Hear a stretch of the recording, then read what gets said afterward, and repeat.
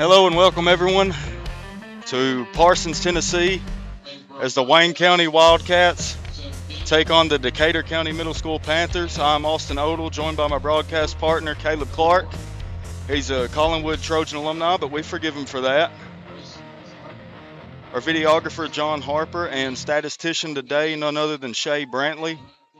Coming across your screen right now should be the captains facing off. From left to right, it looks like Cameron Odell, William Maples, Caleb Darnell, and Kason Holt for the coin toss.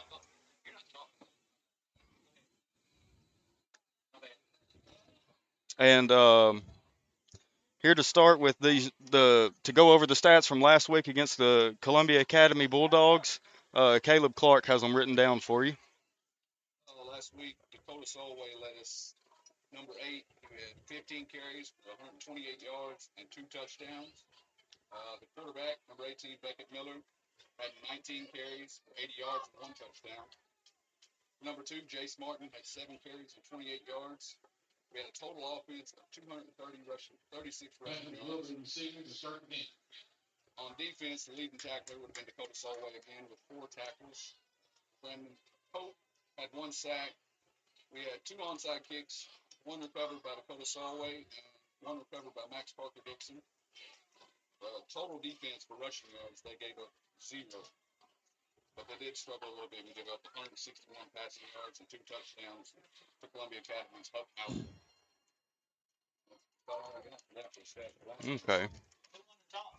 The Panthers won the toss. They will receive the ball.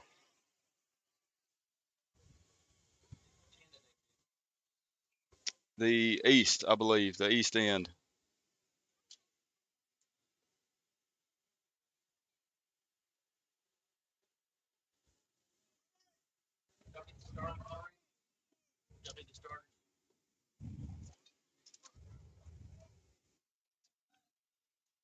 I'm going to go over your starters real quick here, Wildcat fans. For Decatur County Middle School Panthers, it will be Austin Bivens, Max Camper, Brayson Harden, Braden Mays at running back, Devontae Manus, Max Hernandez at quarterback, Nathan Barham, Keandre Hill, Judah Morgan, John Luke Box, Aiden Weeks, Judah Morgan, Caden Eaton.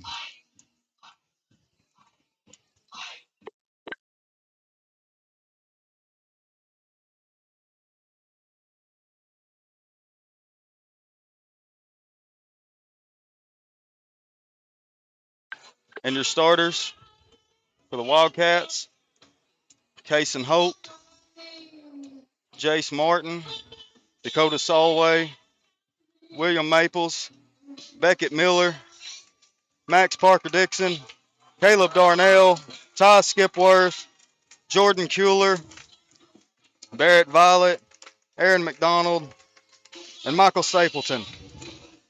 And the Panthers have taken the field now. The Cats are being assembled by head coach Ben Gallion, assistant coaches Miles Prince, Brian Pope, Derek Willis, Briley Harris, Will Mosley, and I haven't seen our manager yet, but that would be none other than Cruz Carroll. Yeah, he's out there. There's little Cruz. Jason Clark and Cruz Carroll. I didn't even see Kason out there, Caleb. Sure enough, didn't.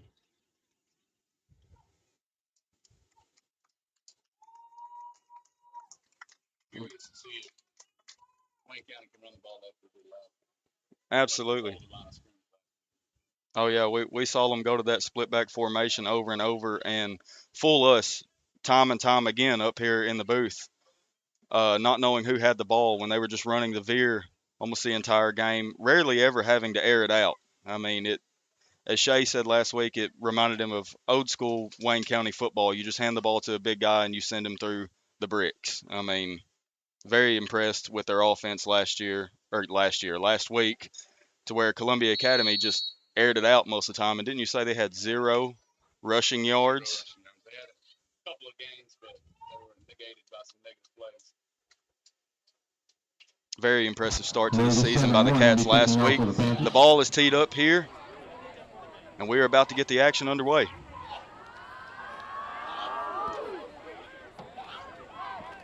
Ball's caught by number 28, clean catch. He's trying to find somewhere to go. He will be swallowed up and downed by number 16 on the Panthers. I believe that is Ty Skipworth on the return. I'm going to have to pull this paper out. Talking about number 16 Wood. Be 1st and 10 for the Wildcats. Yes, that was Ty Skipworth on the return. It'll be 1st and 10, Wayne County Wildcat football.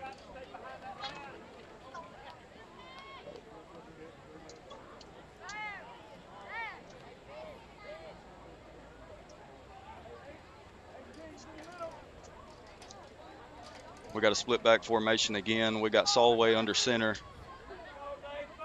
Caleb Darnell out wide right. The ball's dropped a little bit. Solway takes it through the center. Looks like they're going to call him down at maybe the 40. He rolled down at the 41, but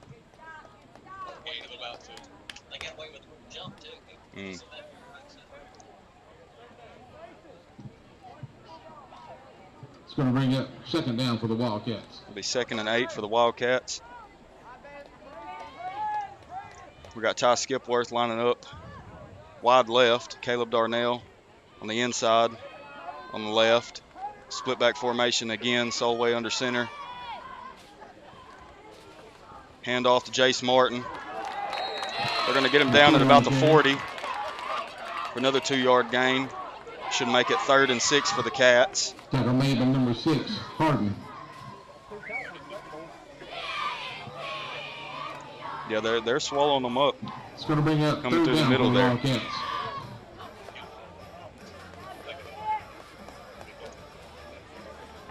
Right.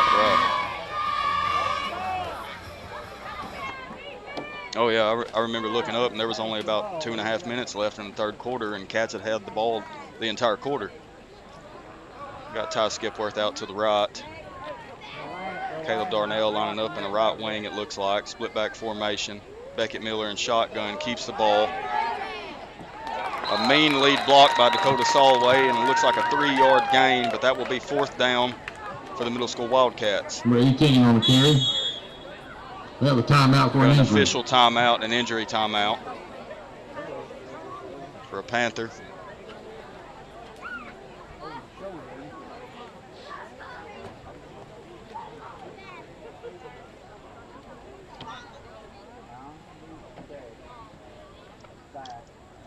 .68 maybe, that may be 68 Dalton Dupree, I believe.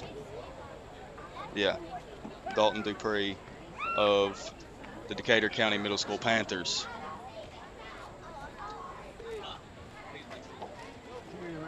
Possibly with a cramp.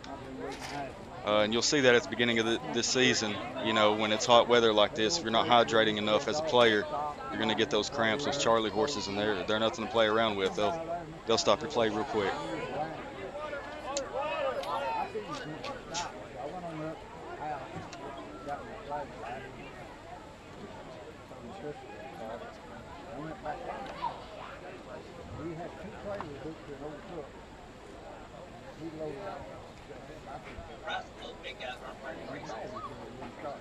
Yeah, 68 Dalton Dupree of the Panthers.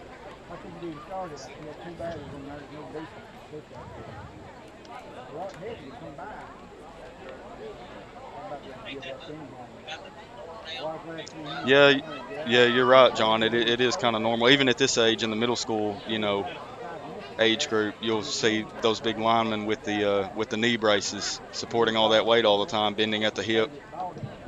Constant reps on the line. Hope he's all right. Maybe we'll see him back in this game later on.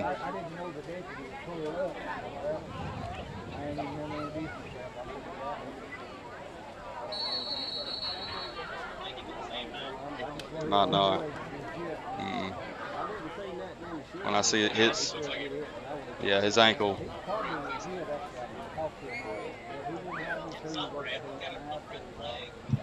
It's going to bring up 4th down for the Wildcats.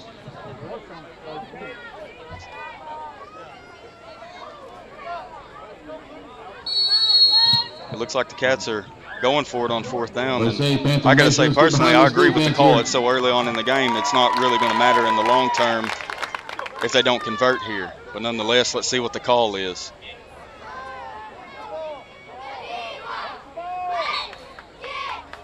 We're just going with the cadence call, trying to get the Panthers to jump, but they were showing discipline on their side. Timeout, Wildcats. No, we did not.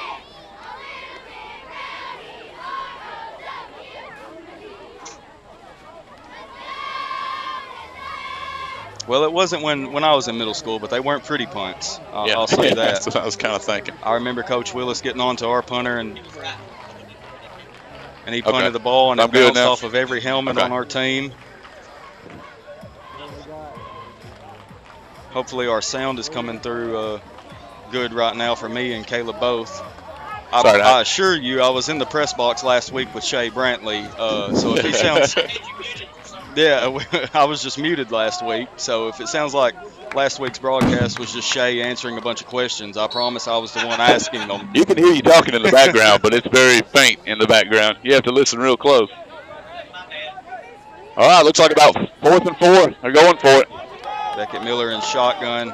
Let's see, he might do a quick punt here or something. Now they're going to hand it off. Looks like a reverse. Yep. Solway breaks a tackle, and he's going to get it. He's going got to get that first down. First down, Wayne County Wildcats. You know, Caleb, that's something I said about Solway last week to Shay, is that you look at Martin and you look at Miller, and they're big dudes, and they take a lot to get them down, but then you underestimate Solway if you're on the defense against him. It takes 2 to 3 guys every single time to get him down. I mean, he runs like he's the size of Beckett Miller. He runs angry, that's for sure. It's going to take more than one to bring him down. He lines up at quarterback a whole lot, too, I noticed. A lot, yeah, between him and Beckett Miller, yes. It'll be Solway back under center, split back formation. Caleb Darnell out to the left, along with Ty Skipworth. Handoff looks like it went to Beckett Miller in the 5-hole. 18 on the carry. I'm not sure if the ball came out there, but it was definitely thrown out after the whistle. A whole host of Panthers. I believe they are marking them down at the 51. You can tell they're still getting a push, though. I mean, they might be just getting 2 or 3 yards, but if you get 3 yards every play, you can't stop it. Absolutely, wearing them down. And like what we saw last week against Columbia Academy back in Waynesboro, that fatigue sets in. You get mid-third quarter, and that fatigue is going to set in, and the Cats are going to do everything they can to keep the ball there. Split back formation again here. It looks like Miller's going to keep it. And he's pushing forward for maybe a 3-yard gain. 18 on the carry. And it looks like they're just chopping away at them little by little, you know. I mean, by the time you get to the 4th quarter, you wear that defensive line down. They're on the field a whole lot. It's going to bring up 3rd down for the Wildcats. Like I said last week, they got the 2 onside kicks. Columbia Academy barely touched the field in the second half. Yeah. Hard to score points when your offense ain't on the field. Absolutely, especially like in this age group, it's usually the same guys. It might be their last year in middle school, and they're the same skilled players lining up for defense. They're going to get gassed, and you got to look out for that. Solway under center. No, that was Miller, my bad. Solway coming through with the handoff. This time one man does bring him down. That will be number 7, Braden Mays. For the Decatur County Middle School Panthers. It's going to bring up another 4th down for the Wildcats. About the same, about 4th and 4 like last time.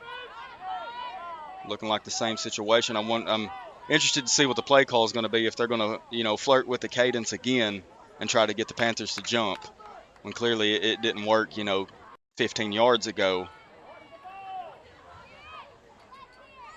I'd like to see a quick snap right here. I bet they won't be expecting it. Ty Skipworth out to your right. Looks like Beckett Miller is going to keep the ball. Ooh. And he's going to be stopped 1 or 2 yards short of a first down.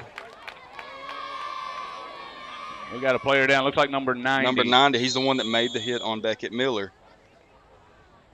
Have a timeout for an injury. We'll get his name here in just a second. Maybe on the back of that.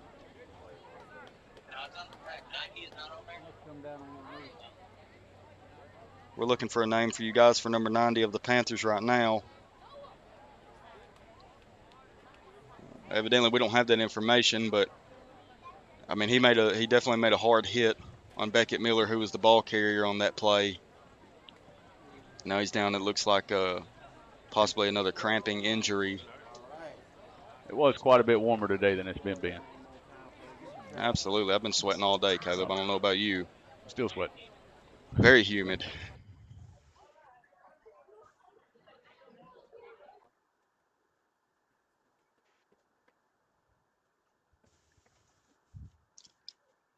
We're hoping that he'll be all right and be able to walk to the sidelines under his own power and return to the game later. Because that's what we would like to see here. We would like to see the best go up against the best. And, you know, I did a little bit of homework, and over the past 2 years of these two teams meeting each other, it seems to be that there's a severe advantage for the home team. You go back to 2023, and last time that the Cats came here, the final score was 6-12, and the Cats had the ball at the 15, and an incomplete pass with a controversial 1.8 seconds left on the clock stopped the game. The officials, you know, called it then, even though Coach Ben Gallion tried to, you know, challenge it and get one more play off. They called the game, and the Panthers walked away with the win, 6-12. And then you go to 2024, and I think the score was something like 22-6 or 22-12 in Waynesboro when we hosted the Panthers. And I made a joke with my coworker today. I can only imagine that whichever team has to travel on the very boring highway of 641 has a disadvantage because it will put you to sleep. Do we know what the record of Decatur is? Did they play last week, or is this their first game? I do not know. I bet Shea Brantley, the brain man, might know if he's listening to the broadcast. Number 90 is up for the Panthers. Looks like he will have to be helped off the field and not even putting any pressure on that leg. You hate to see that. Like maybe a turned ankle instead of a cramp? It might be.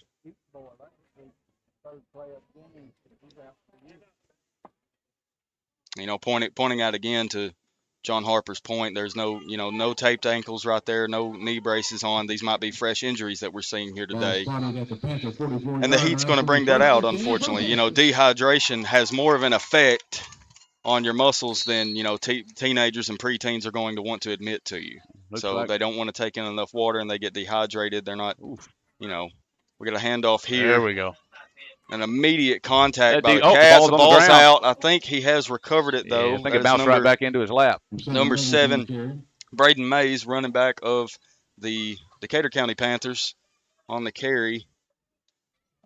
I know Solway got in there to strip the ball out all the way from, well, I can't see what position he was at right now. Looks like outside linebacker. Yes, okay, there he is. Well, this defensive line was real tough last week. I mean, they gave up 0 rushing yards. So you may not give any rushing yards trying to run up the middle. Going on a hard 2 count.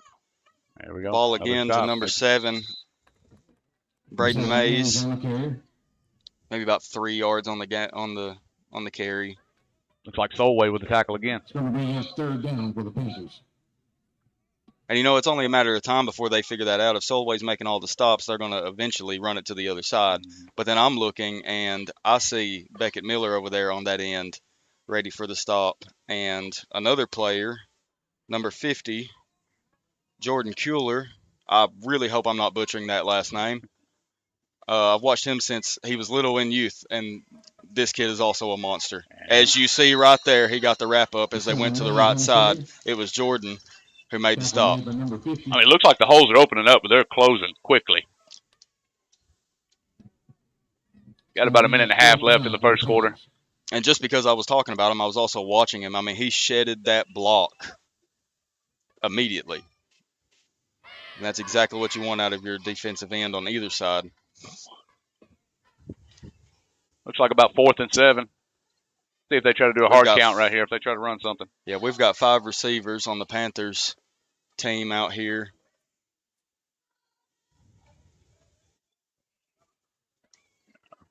No, they're going. They're going to try to air it out here. This ball's in the air. Number 21 on the coverage, and incomplete. It's knocked loose by number 21, Max Parker Dixon, with a great save there. and that's not his only one in the past 2 weeks. We saw last week there was a pass by the Bulldogs to going to a wide receiver in the end zone, and it was Max Parker Dixon who jumped in front of it with both hands and didn't secure it, but definitely rejected it from a touchdown by the Bulldogs that would have turned the game around. No, they're swapping. That was. See if I can get a look at the scoreboard here. We got exactly a minute left in the first quarter. Ball is on the 49, 1st and 10. That might be incorrect, actually. It's showing 1st and 10. Yes, looks like Beckett Miller's going to keep it to the left here. He's going to make immediate contact with their right defensive end on the Panthers and be swallowed up. Looks like no gain on the play. Looks like this Decatur line's pretty tough. They're not giving up much up the middle. That's what it's looking like. It's looking like they were definitely coached to go up against the run game. Now, whether they prepared just for us and our run game, I don't know. You know, maybe we start airing it out and you see a totally different defense. But right now, they are hanging in there with our best backs. Beckett Miller coming up to the line, lining up under center. Solway behind him. Solway with the ball up through the left. Maybe about a 2-yard gain. It looked like it, but we'll say 3. We'll say 3. It's like number 7, Braden Mays on the tackle. That's the end of the first quarter. That'll take us into the second quarter.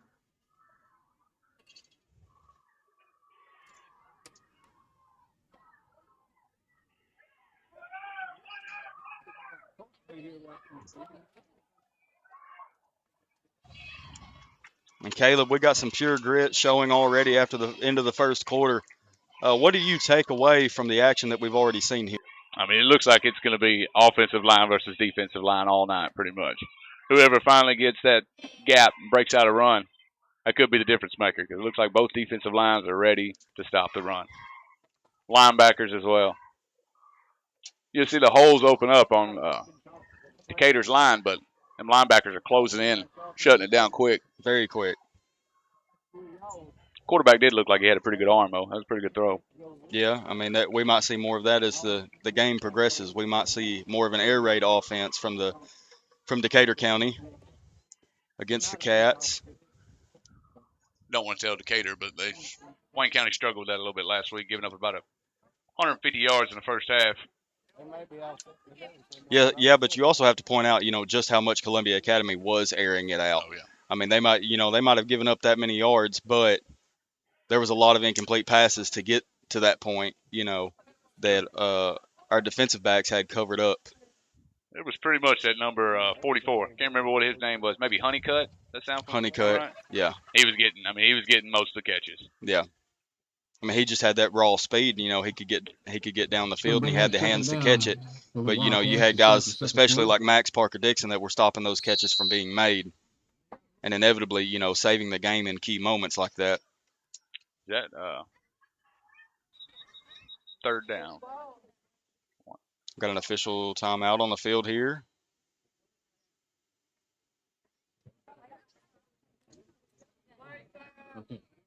White Hat's coming over to discuss things. It'll be 3rd down. Cats have reversed field now to begin the second quarter. I may be wrong, but that looks like Silas Beckham and that running back right there, number 3. I believe it is. Yes, it is.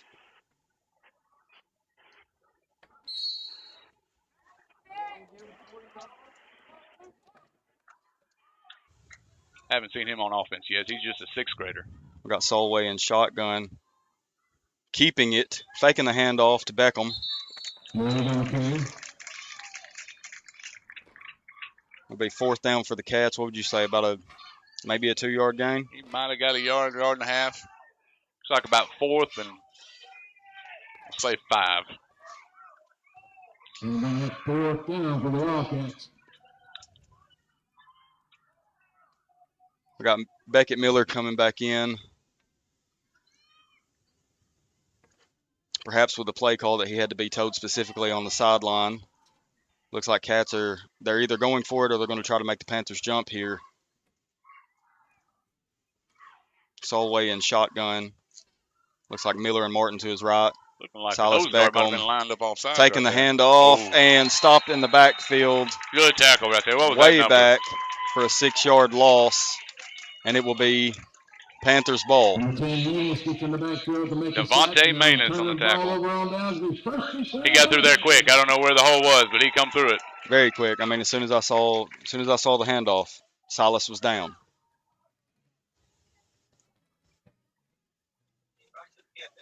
Yeah.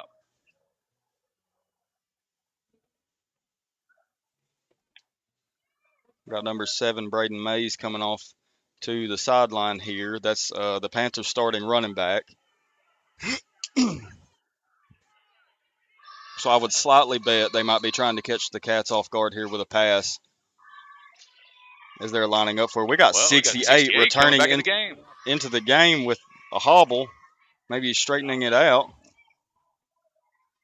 Tough kids, these middle schoolers, man. Their bodies heal a lot faster than ours do, Caleb, for sure. We saw Michael Stapleton last week come off with what looked like a very bad wrist injury, and then Coach Brian Pope would tape it up, and just one possession later, Stapleton would be back in.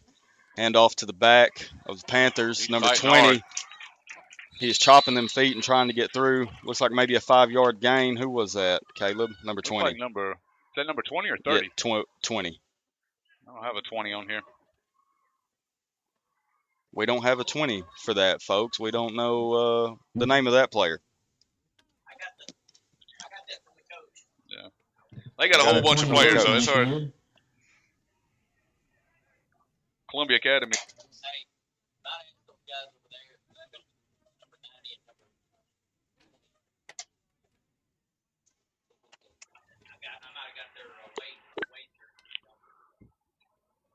Oh, looks like a broken play. He's going to make a little bit out of it, though. 13, Hernandez on the carry.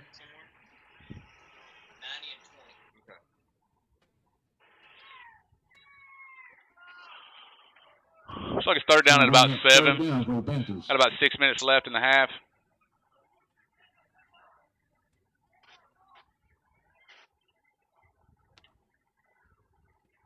Snap to number 20. We're going to figure out what his name is here in a minute. He runs the ball hard. He's still breaking tackles. He's down the sideline. I don't think anybody's going to catch him. Oh, he may have stepped out.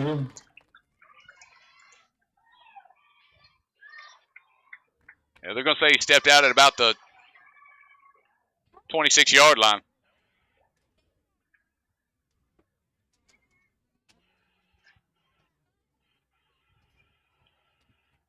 Ball's going to be spotted on the Wildcat 26. It's going to be 1st and 10 for the Panthers. Let's find out who number 20 is.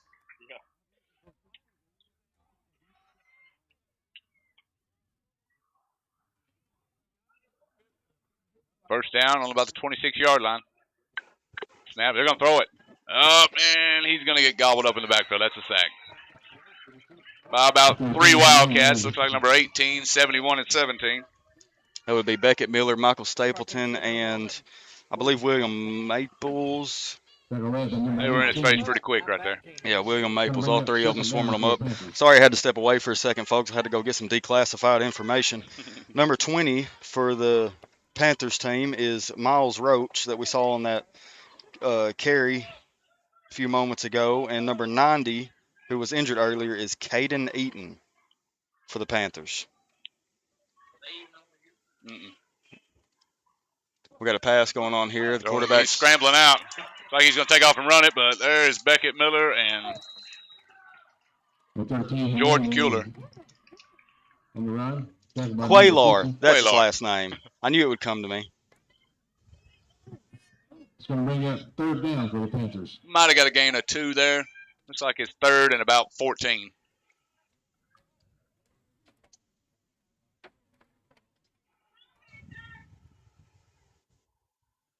If any of Jordan Quaylar's family is watching, I apologize. I'm sure you just cheered in the living room when I got his last name right. Looks like I got 3 wide receivers to the left. 1 to the right here. 1 to the right. We got a timeout. Wildcats. Did you see the play where he runs down the sideline? Yeah, thought he I was gone. did. I did. A play like that would happen while I'm not on the headset, but nonetheless, I saw it from the visitors box trying to get this information on these two players we didn't have names for. Well, I seen him slow down at about the 10-yard line. I didn't know why he stopped.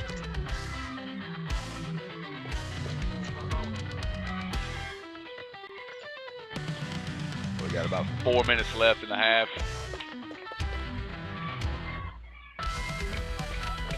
Like I said, defense has been pretty tough. Just that one run, really, is all we've given up so far. Good to see Caleb's own son, Kason Clark, out there paying his dues as a good manager / water boy. Correct me if I'm wrong, didn't your son Kason score only 3 points shy of Einstein on an IQ test? Yeah, it was pretty high. I'm not exactly sure of the exact number, but he gets his intelligence from me. So That's just incredible. And you talk to the kid for 5 minutes, you're like, yeah, you're smarter than me, but I'm not going to let you know as an adult. It's going to bring up third down for the Panthers.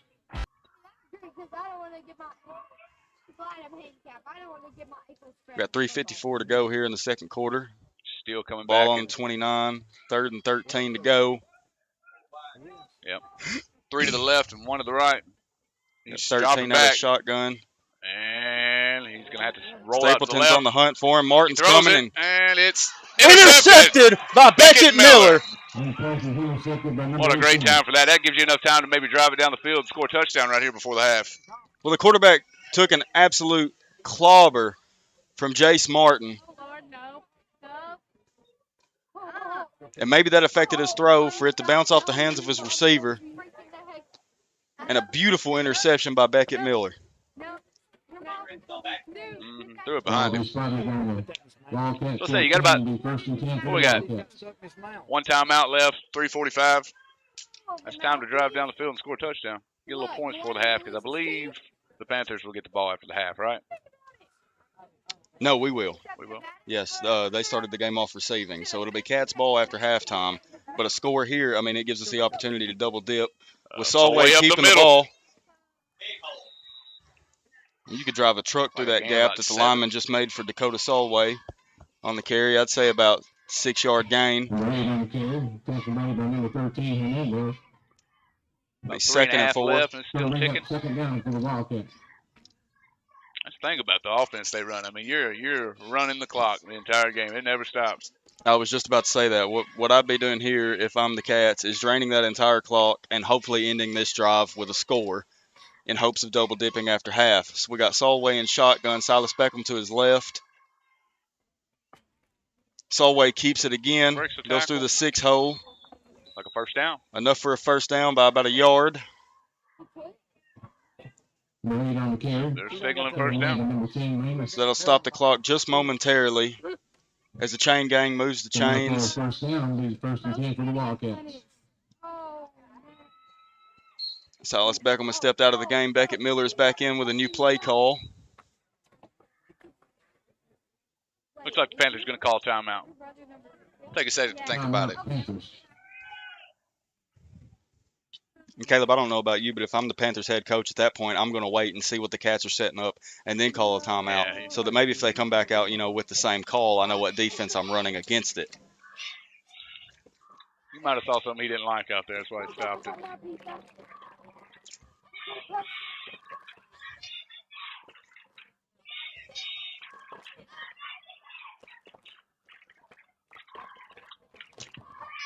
International Rock to thank the road sponsors.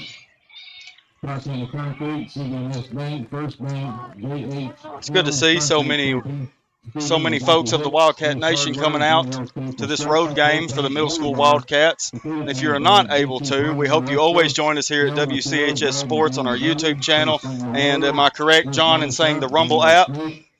And this doesn't cost anything, but if you feel obligated to donate money to it, our Venmo and PayPal are linked on our Facebook page, WCHS Sports.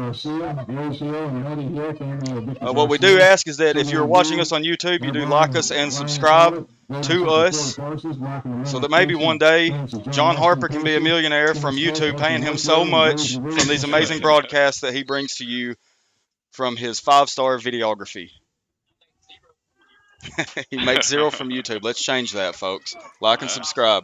We got Beckett Miller in shotgun. Hands it off. Fake it's a handoff fake. to Jace He's Martin. Here open. goes a pass to Solway's Solway. He's got it. He's got nothing but green in Down to front the of him, 40. folks. He's going 30, 25, 20, 15, 10. Wildcat touchdown. Dakota Solway. What better? Oh, there's a flag on the play back here. We got a flag. We got a flag, folks, at about the 36. Let's see what the call is. Hopefully it's not coming back. But it could be anything at this point. We've got a hold. Oh, you hate to see that. Big play like that and a flag in the middle of the field. Was it?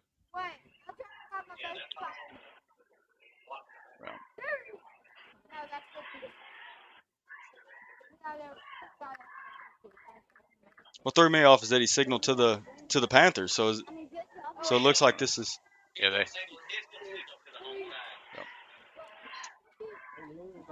Copy. So we got a block in the back. It says the penalty's on the Panthers.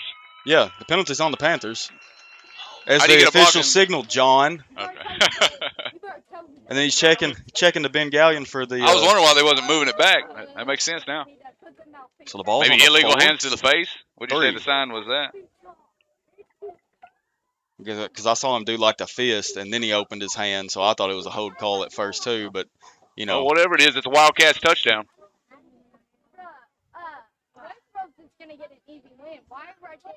had to get past the confusion there. It looks like there will be. I don't know if they're going for 1 or 2 here. Yeah, but like I said, his call first, he started with the fist and his hand on the wrist, so that's that's a hold, and then he opened his hand up for a block in the back. I'd say they use that for illegal hands to the face sometimes, but We got Ty Skipworth out to the left here, single wide. Solway in shotgun. Martin and Miller to his left as wings. Silas Beckham, fake handoff. Solway keeps it, and he's in there. 2-point conversion is good. 2-point conversion. Okay. I mean, what better time to do it with 2 minutes and 30 seconds left on the clock right before Now the it's half. up to the Wildcats defense to hold the Panthers for 2 minutes and 39 seconds or get the ball back before this time expires. And hopefully come out in the second half when we get the ball back and score to maybe run it up before the fatigue sets in. I would imagine that Decatur comes out throwing the ball here. Only got 2.5 minutes left. They've already tried it a few times. Quarterback's got a pretty good arm, but he's not getting any time in the pocket back there.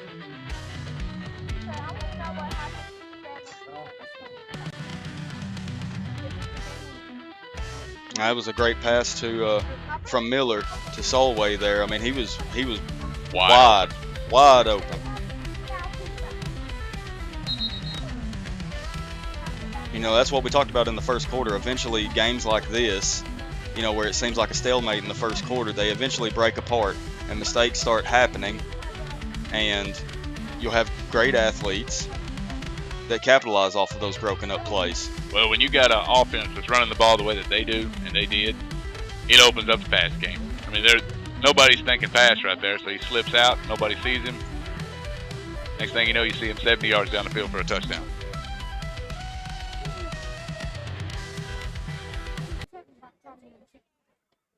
Looks like it'll be Dakota Solway, number 8, getting set to tee it off. I I mean, is there anything this kid don't do? I mean, he looks like the team's Swiss Army knife. We got Devontae Manus on the Panthers, number 10, back to return it by himself, it looks like. Waiting on the signal. There we go. He's kicking. Nope. Kicks it pretty deep to number 10, looks like. And he makes a move, and he's to the outside. He's looking dangerous here. Solway closing in There on we him. go. And there's the tackle made by Solway. And number 21 for the Cats, Max Parker-Dixon, stopping the Panthers at, it looks like, the 45. Let's see where they place the ball. 44.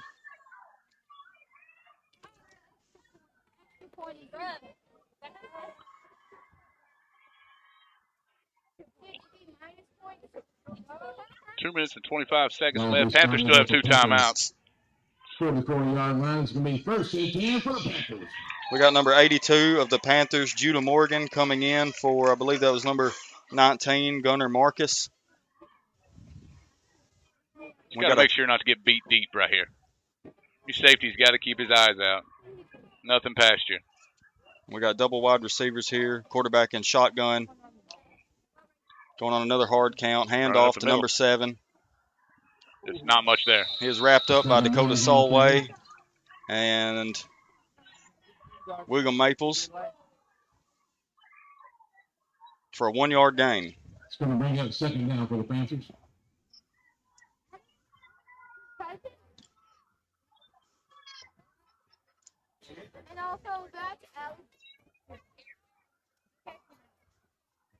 They don't seem to be in too big of a rush. They may try to take this one into the half.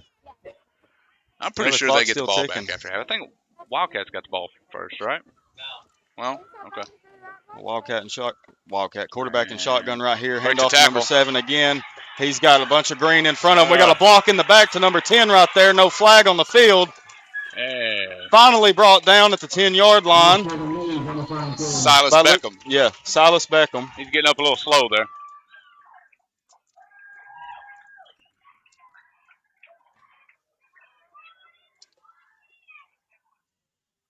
I mean, Caleb, it's never good to chastise an official, but that was an obvious block in the back to number 10 there. On the side of, the ball. I mean, right in front of the official, it should have been called, but nonetheless. Well, I will say last week, I don't remember, but maybe 1 flag. So they definitely let them play. Got about 1:20 left. Times are running. Braden Mays stepping out, the running back you just saw.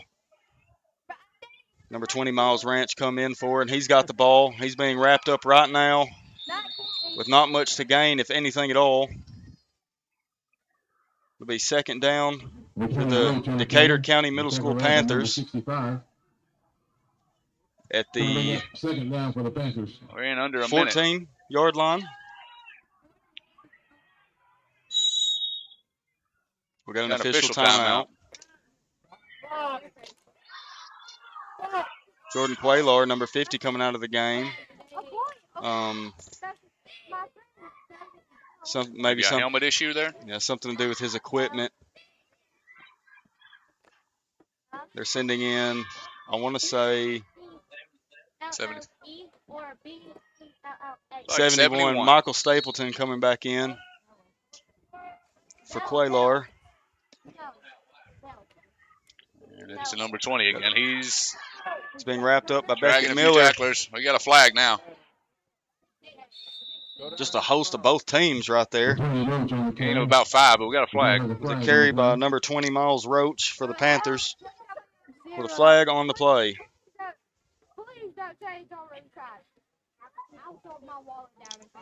Michael Stapleton heading back to the sidelines.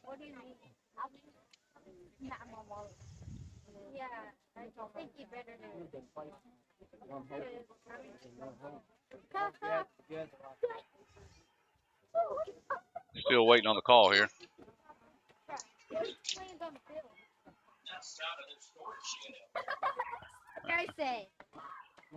Got another illegal block in the back on the Panthers.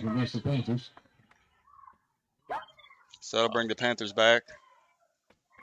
It's good for Wayne County, but that's a killer right there down next to the goal line. You can't. On third down, nonetheless.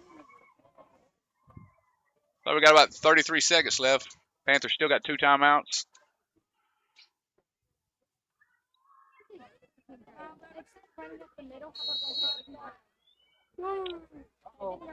Panthers get another shot on second down here.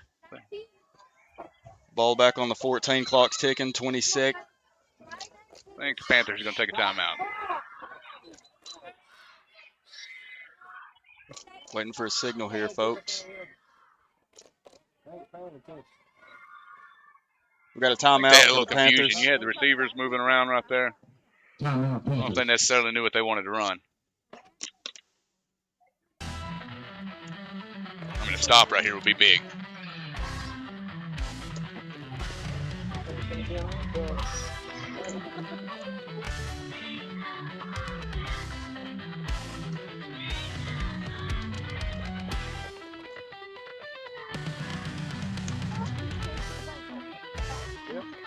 And 27 seconds left in the first half. You know it's going to be an uphill battle for the Cats, but if they could stop them here, Caleb, and get the ball back in the second half, we're talking about huge. Yeah, I mean, if they control the ball like they did the last against Columbia Academy, just a few yards at a time, runs the clock.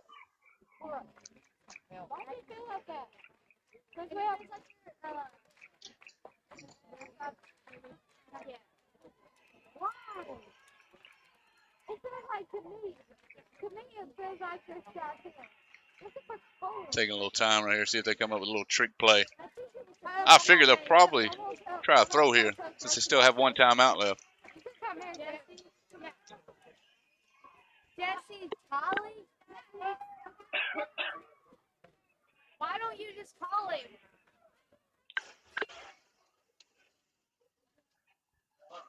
You know, 3 receivers lined out to the right, one jogging back to the left over there.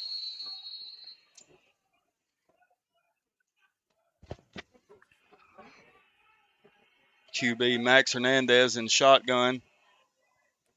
Number 20's lined up at tight end. Drops back to pass. And he's going to get sacked, and the ball's on the ball's ground. out. Ball's out. Wayne County It's has it. Pat's Looks like ball. Wayne County's got it. Had a fumble on the play.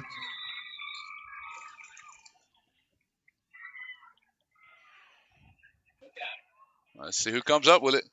That's Wayne County ball. Looks like the Wildcats have recovered. Number 1, Kaysen Holt. Jumped on that loose ball there. I mean, that's big. Right here, you probably just take a knee, take it into the half. Don't try nothing too crazy. Or be a gunslinger and just chunk it as far as you can. Hope somebody's down there. Yeah, they sure did. I mean, asking you shall receive. We said something big needed to happen for the Cats there, and something big, very big happened.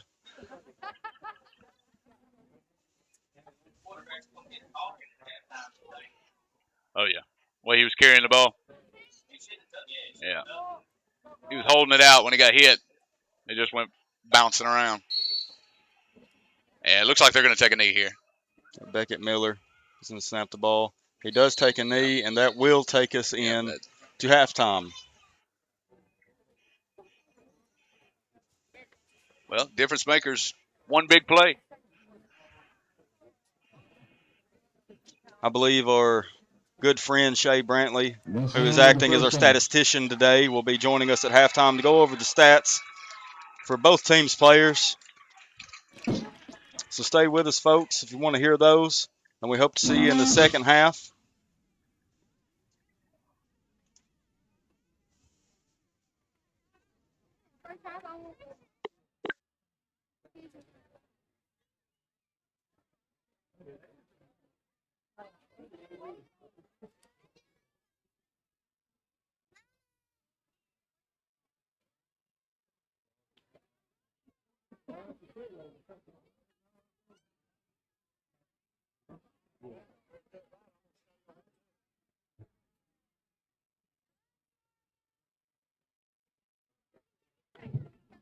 And now, ladies and gentlemen, let's welcome in the middle school dance team.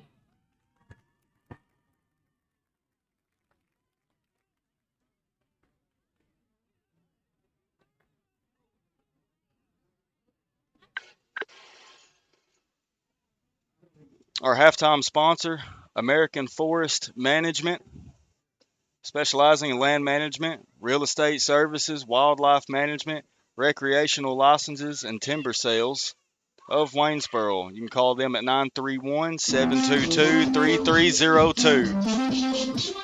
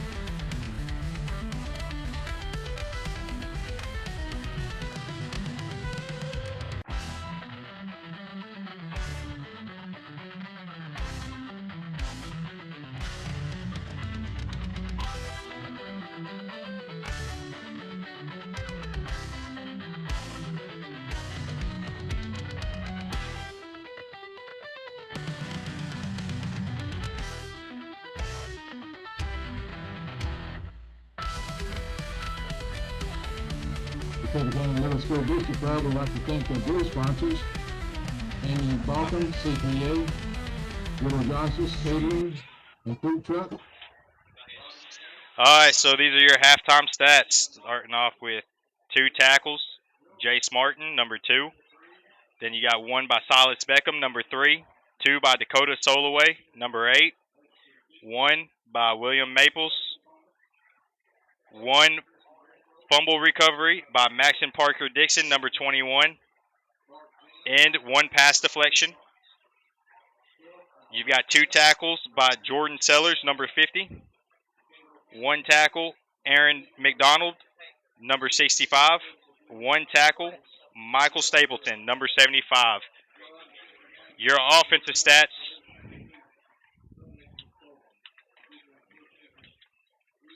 For the Wayne County Wildcats, you've got number 8, Solway, 21 yards rushing, 175-yard receiving with 1 touchdown. Jace Martin, 3 yards rushing. Beckett Miller, 12 yards rushing. 1-for-1 passing, 75 yards, 1 touchdown. Total offense, 107, 1 touchdown. That was Shay Brantley with your halftime stats, folks. It's an honor to bring it to you. It looks like we're about to start a good second half. Hopefully we can take it away. I thought it was a great first half for the Cats. I mean, they got away with 1 long run there that looked a little scary, but they were able to get them out of bounds and really hold up on the goal line there. Yeah, and really held up, to get that massive turnover to get us the ball back with around 20 seconds left to go in the half. I mean, that's a key play right there, so that, it was almost a tie ball game going in the half, and that stop right there and fumble recovery. I mean, as a coach, you can't be more happy than that. Right there at the end, your defense holds strong, backs against the wall, and then get a fumble like that. Absolutely. I mean, they won it today. John said he believed that the quarterback for the Panthers was going to get a stern talking to for ball control during halftime. Oh, I'm sure he's probably going to hear it. And here's Caleb.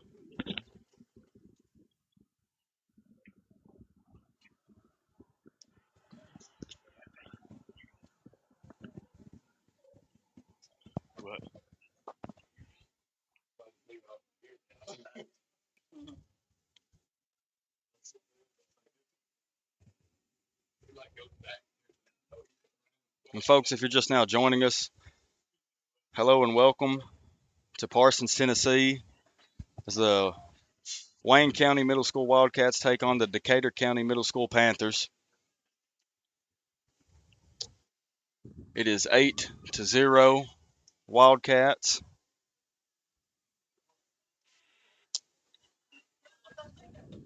That's what I kept thinking that Wayne County got the ball first. Maybe they just deferred it until second half. And, yeah, we got Dakota Solway, got the ball teed up, ready to start this second half.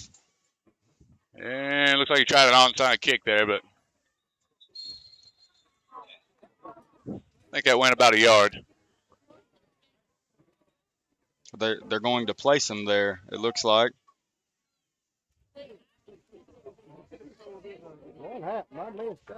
On the 41 already in Wildcats territory, the Decatur County Panthers have a great spot on the field to start this second half. Ball being spotted at the Wildcat. I guess they get the option just to get the ball right there then. We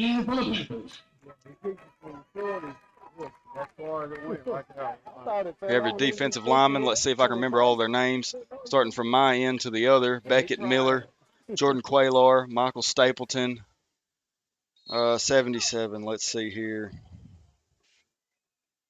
I don't have a 77 on my list. Trying to see the other side. I believe that's William Maples on the far end. Handoff going to number 7. Gonna break a tackle. Gain of about 8. More than that, I'd say a 10-yard gain. If that's not the first down, that's right there at it. Yeah, it's right there. They're marking it first down. That was number 7, Braden Mays. I've been saying his name a And lot picked up tonight. the first down. It'll be 1st and 10 for the Panthers. Now number 19, Gunnar Marcus, is coming in for number 16, Paxton Stokely for the Panthers. Number 7's pretty quick. If he gets through the line, he's going to get somewhere. Very quick, and all their backs on Decatur County, they seem to run very tough. They keep their feet chopping even when you make contact with them. Yeah, Very number tall, 20 is very tall. pretty big kid. We got a whistle, an official timeout again. I have an official timeout.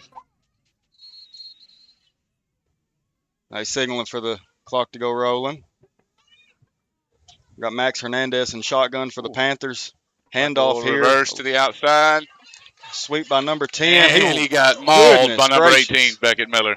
Beckett Miller and Jay Martin. I mean, you got the two Holy big bulls of the team. He hopped right back up, though. Coming against number 10, Devontae Manus, a starter for the Panthers. It's going to bring up 2nd down for the Panthers.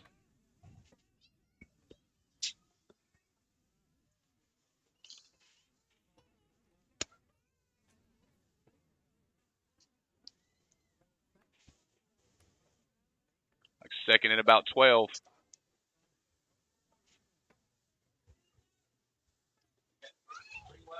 Three wide receivers. 2 on the right, 1 on the left. QB Max Hernandez in shotgun again. Number 7, Braden Mays to his left. Looks to be some confusion here. Having a little trouble setting this formation up. Gunnar Marcus goes in motion. Doesn't take the handoff. Max Hernandez going up the gut for a near 8-yard gain for the Panthers.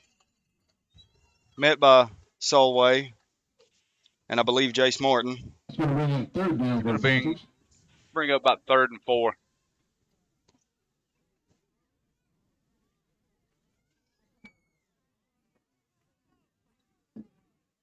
Got number 1, Austin Bivens for the Panthers lined up to the left, single wide, and Gunnar Marcus to the right.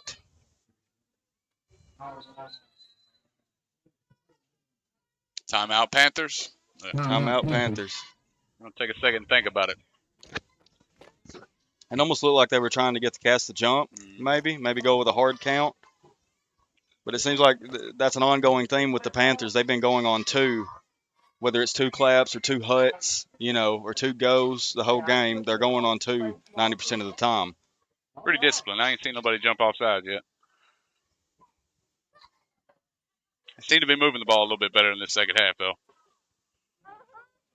Maybe they came out and they caught the Cats off guard with some substantial play calling. I would like to point out for Decatur County, their starter, number 65, John Luke Box, he was being tended to by a coach in the end zone the entire length of halftime with, it looked like another, Charlie horse cramp, another cramp to the leg, and that's been an ongoing theme as well for at least 3 of the linemen on Decatur County.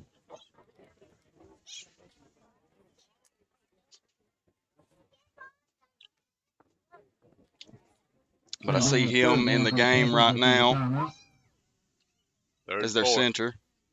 Max Hernandez in shotgun. Braden Mays to his left. Yep. Mays takes a handoff. handoff. Number 7. Stopped by Cason Holt, number Pretty 1. close to the first down. I don't know if he got it or not. Might be a yard shy. Oh, nope. They're calling first down.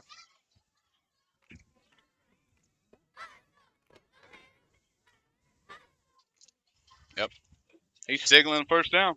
The chain gang slow to react a little bit, but that is a first down. Be 1st and 10 at about the 20-yard line. It's going to be 1st and 10 for the Panthers.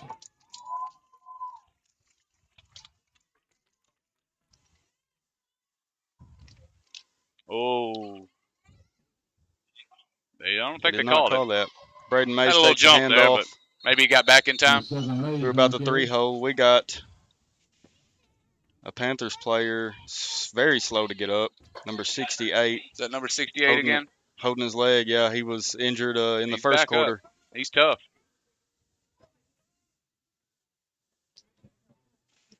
It's going to bring up 2nd down for the Panthers.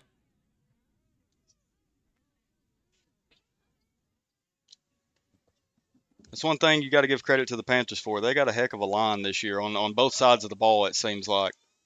It's been a war between our big guys versus theirs so far in this game.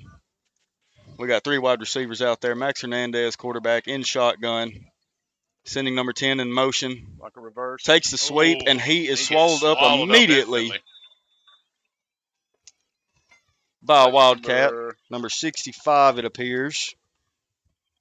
Aaron McDonald. Is that right? Yep, Aaron McDonald. Okay. It's going to bring up third down for the Panthers. 17, William Maples. Okay.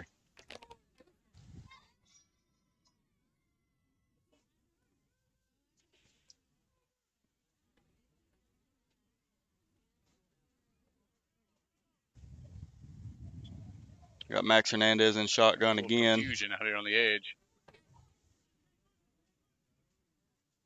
Got 2 in route receivers. Number 10 going in motion again. Handoff going to number Braden 7. Mays, going up the gut. And he'll gain a little bit. Going to bring up fourth down. He's stopped by Quaylar. Number 7, Mays on the carry. Tackled right by number 50. Fourth and about 2. It's going to bring up fourth down for the Panthers. Wildcats would like a stop here and get off the field. Got number 20, Miles Roach, coming into the game. Number 10, Devontae Manus, is the one that we've been seeing in motion for many plays in a row. So you're going to get number 20 up the middle right here. Number goes 20. To the left side, trips up a little bit, and William Maples got a hand looks like on him. They brought him down short.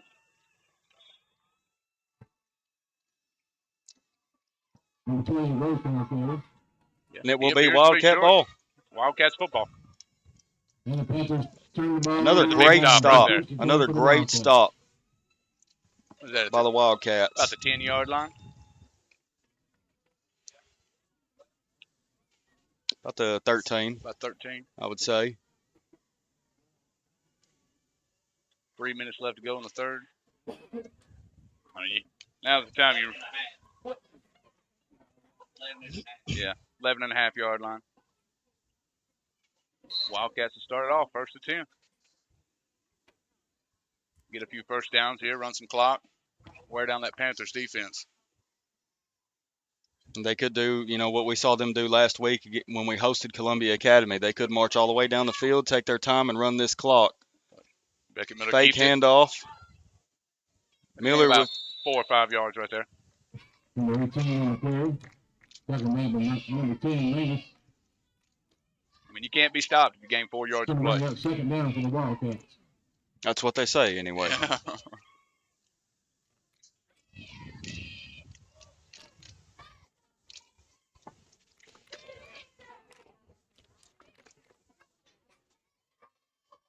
I remember Coach Lance Nutt saying that when they first came to coach Waynesboro Middle School. He said, if we just get 4 yards every down, we'll win every game. Looks like Beckett it's gonna Miller be a pass. keeps it. Number It's up in 12 the air. open. Oh, it almost Batted went. down by, say, number 15, 16. It almost went to our number Nice 12, ball. intended for Jackson Quick. Batted down by Paxton Stokely, number 16. It's going to bring up third down for the Wildcats. Silas Beckham coming in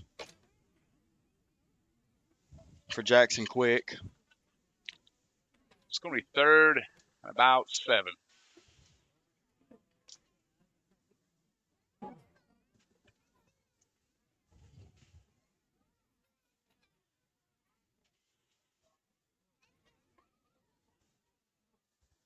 Got Jace Martin and Silas Beckham not taking the handoff. We got Solway taking the Breaking a handoff, tackle. keeping Looks like it, and he got he's enough for a going. first down right there.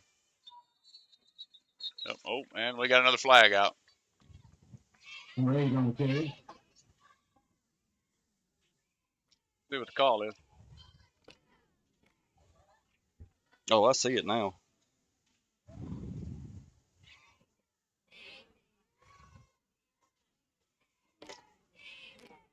It's like a face mask on the Panthers. That's big. That gets you out of that hole there. And these penalties, especially in the second half, that's killing the Panthers right now.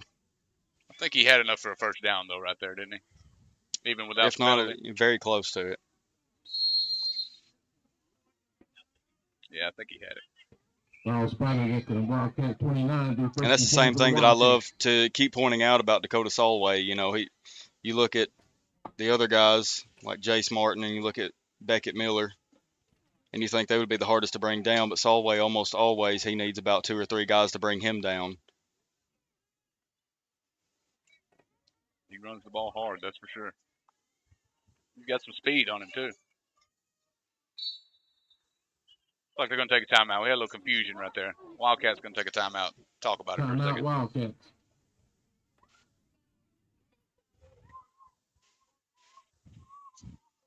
We got 1:33 left to go in the third quarter.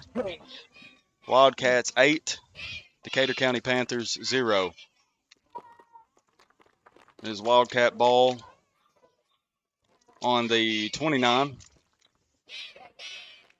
1st and 10.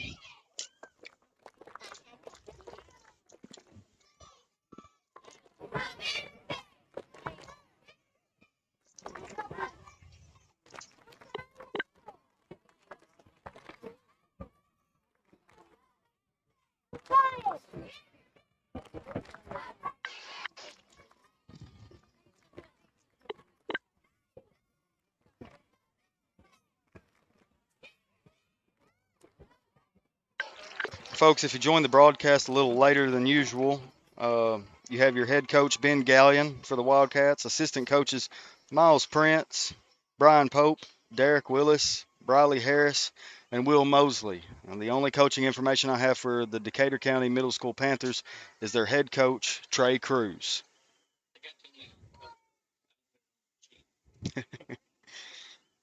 Well, nonetheless, I think we're seeing some pretty good coaching by both sides. Was I correct on that schedule, though, John? Yes, it'd be Richland. Okay. Richland at home. Folks, I'd like to remind you next week at home, the Wildcats host Richland, 6:30 p.m. Thursday. We got Beckett Miller under center, and we have a false Like start. They're trying to draw them off right there. On the Cats, it looks like. Yep. False starts against the Wildcats. We play Thursday and Friday? So the high Thursday school and Friday, open we host Richland at home at Guy H. Buchanan Stadium.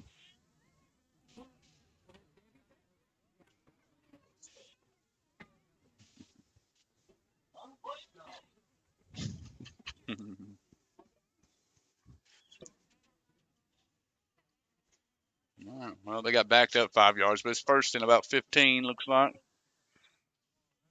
Beckett Miller under center. I believe that's Solway in motion. Ty Skipworth out to the right, lined up as a wide receiver, and Caleb Darnell. Ball's on the ground. See who comes up with it. There's a fumble. Looks like Wayne County recovered it.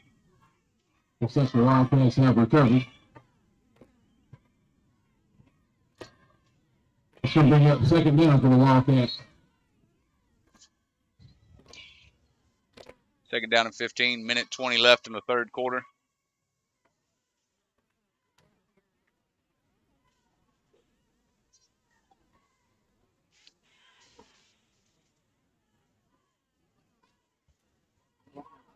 Miller under center.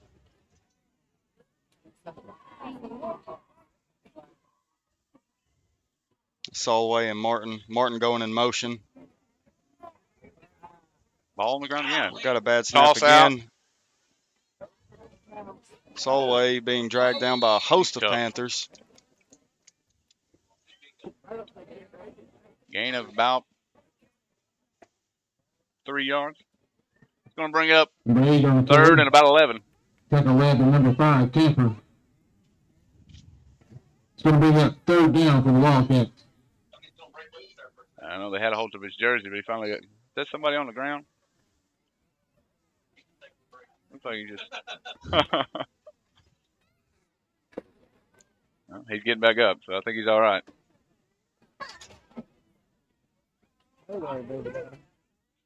Looks like it's going to run out the third quarter.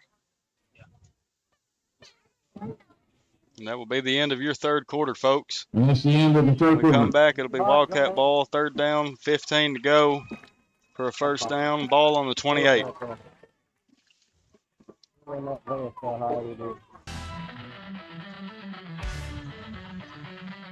This is it. Defense is going to get tired if you keep them on the field. You're certainly starting to see the fatigue set in that we talked about earlier. I mean, it was especially hot today, but players conditioned for that in the off season, in them summer drills, them summer practices. And we see time and time again, if players aren't hydrating enough, there come those Charlie horses, those bad cramps, and the fatigue sets in to where there's nothing you can do about it after that. Yeah, you can see them stretching on the sideline right there right now. Looks like somebody might have a little cramp.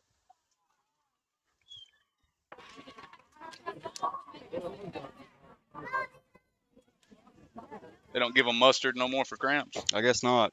Pickle juice.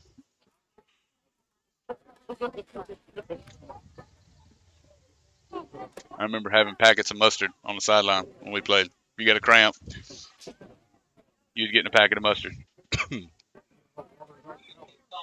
Salt tablets. I wasn't a big fan of mustard.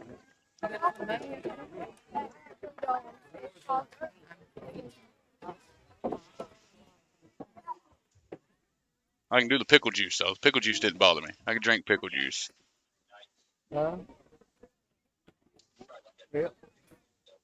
Yeah. The girls get at softball games, pickle sickles or whatever they're called. Yeah. Yeah, my son's the same way. Yeah. Loves pickle juice in any form. I've never been a fan. But Our for kids get them at the cramps- games, but I don't think they ever eat them. I think they just get them just to get them. It's going to be third down for the Wildcats to start the fourth quarter. All right, 3rd and 11. See if we can get a first down right here. The temperature's starting to drop. We sure do have a beautiful sunset setting on the field here. As Beckett Miller is set to line up under center. Jace Martin at fullback. Solway at tailback. It's going to be a He pass. keeps it. Might try to air it out here or He's keep gonna try to it. gain a few.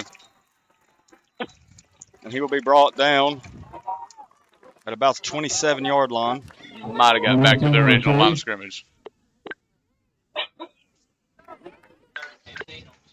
Yeah, it's 4th and about 11, 12. Number 77, Weeks, and number 5, Kemper. It's going to bring up fourth down for the Wildcats.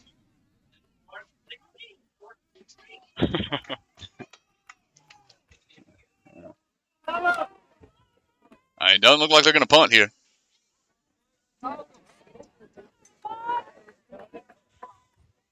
Decatur County coaches hollering at their defensive linemen to watch the ball. Don't be fooled. We might be going for Yeah, they are going to punt. Maybe a little quick punt here. And nearly blocked. it's high. Goes out at about the 49-yard line. It'll be Panthers ball. We're gonna call it at the 50. Yard line. It'll be first and That's the 10 first for the punt, I think. Panthers.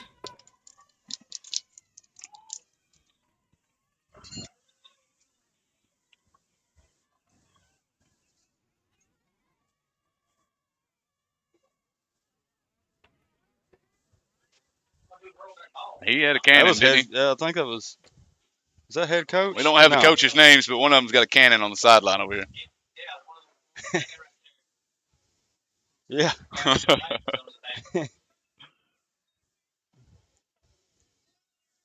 Just chunked that ball clear across the field.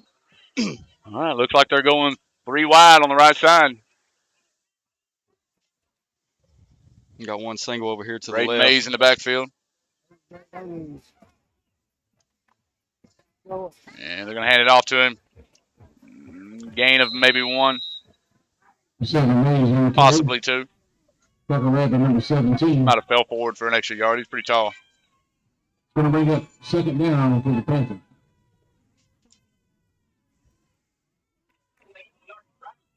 I think they got confused when they backed it up 5 on the penalty.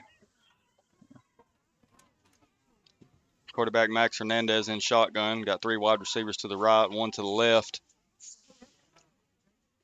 He's going to pass. And that And he ball's up in the swallowed air. up. Oof. Like it was batted down. As far as incomplete. Got rid of it just in time. It's going to bring up third down for the Panthers. Who was that, number 17? About got the sack there. William Maples or Number 50. Jordan Quaylar on the near sack, causing the incomplete pass. Like it's going to be 3rd and about 8.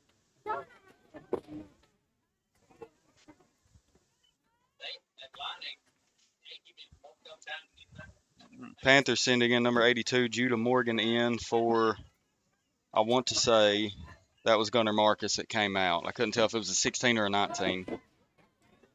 2 wide receivers to the right. Max Hernandez. Like he's going to keep it, go up the middle. He's met by Kason Holt. He powered forward there for a first down. A little bit of speed, a little bit of power.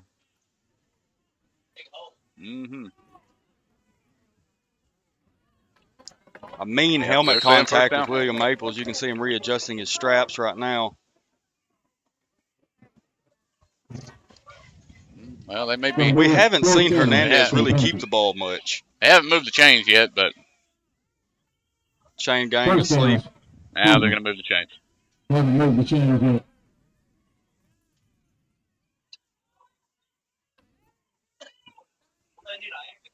Yeah, I don't know what the confusion there was.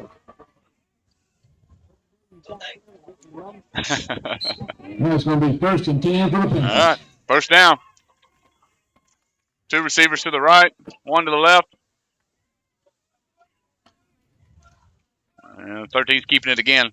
Ooh. Met by Jace Martin. Maybe gaining 2. Second made by number 2. Yeah. Going to bring up 2nd down for the Panthers. Not the first time we've seen the trouble with the snap. We had them low earlier. That one looked a little high.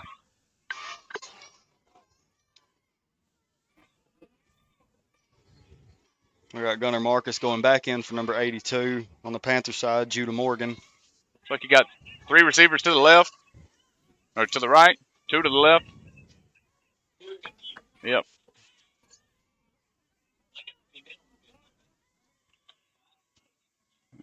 10, 11. Now they got 11, but Hernandez steps back. And pass is complete. Call by number 10. Breaks a tackle, but he's going to get brought down at about the 25-yard line. Caleb, I thought he stepped out of bounds right there at about the 30 or the 29. Pretty quick little juke. Yeah. Now, ooh, that was close. Quick little juke. And that's another Panther first down.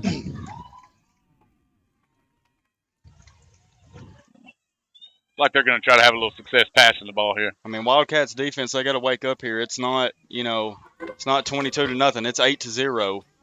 5:07 left in the 4th quarter. It's a 1st and 10 for the Panthers, and they're lining up again. 3 wide receivers to the right and 2 to the left. Max Hernandez in shotgun.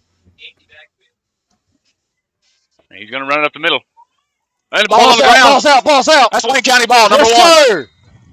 Who's number 1? Number 1 with the recovery. Kason Holt on the fumble recovery for the Cats. Number It'll 1 be rule. Wayne County ball. Got to hold on to the football. That's a killer. On a drive like that, when you're going down the field, got a big play and you put the ball on the ground.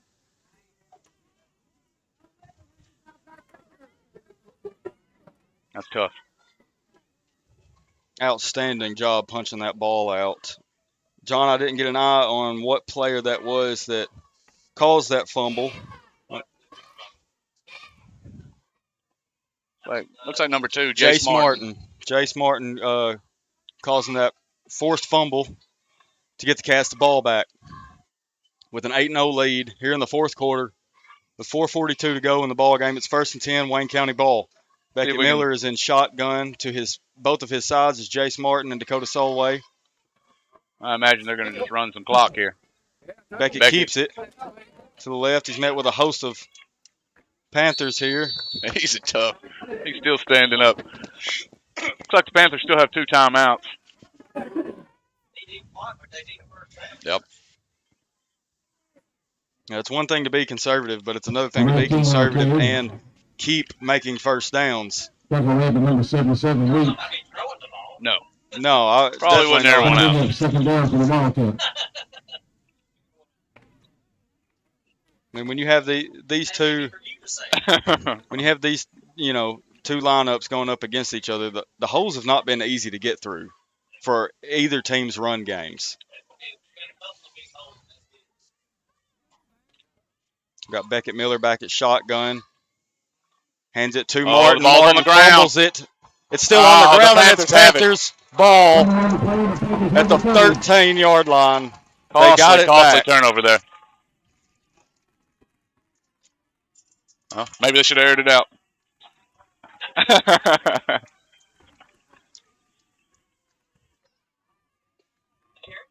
Yeah. Yep. Bounced it on the ground. Decatur County Well. side going absolutely hysterical. That's a huge game changer. The Panthers are going to get a second chance here at tying up this ball game. Were they on the 13-yard line? I believe so. So 1st and 10 at the 13-yard line. See if the Wildcats can come up with another stop or turnover. 3:45 left to go. Got Max Hernandez at quarterback in shotgun. And off number 20, he's going to get Roach. brought down in the backfield. Brought down by Jordan Quaylar. The 20, yeah, that's 20. Miles Roach on the carry. A 2-yard loss. Second down for the Panthers. Yeah, watch it again.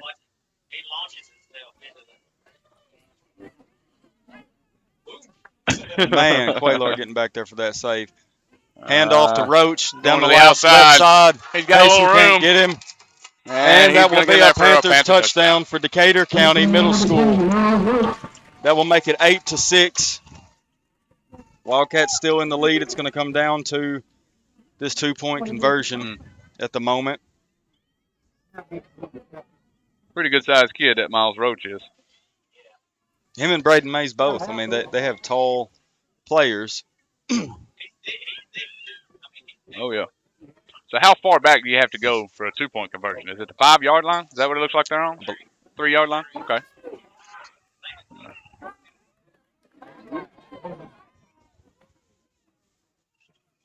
Max Hernandez in shotgun. Big conversion on a here. hard count. Handoff to Braden Mays down the left side again. He's going to get gets in for the 2-point conversion. That will tie up the ball game 8-8. 3:09 left.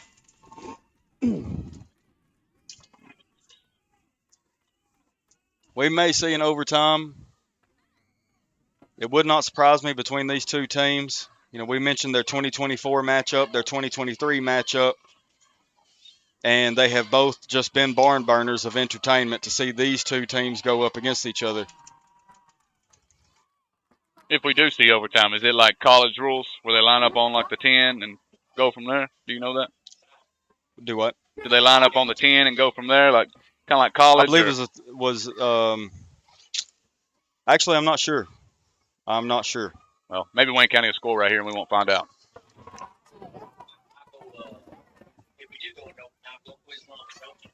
Yeah.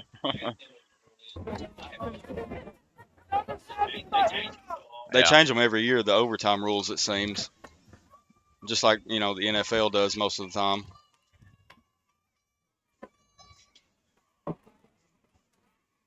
Do we see an onside kick here is the question. I don't think the Panthers would risk it, but I've been surprised before.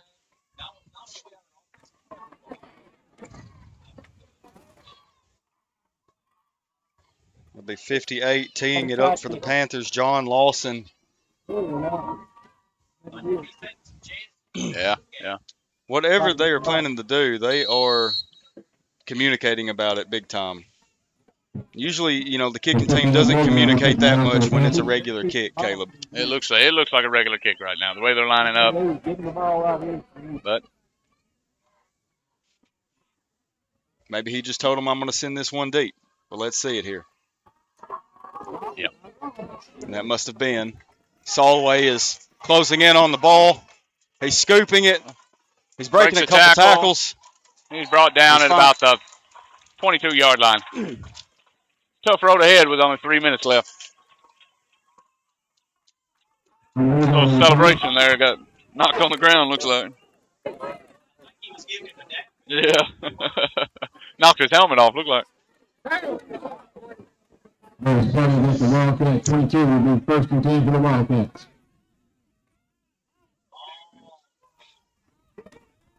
I mean, you got 3 minutes and 2 timeouts. I wouldn't get too crazy just yet. Wildcats ball on the 22. Yeah.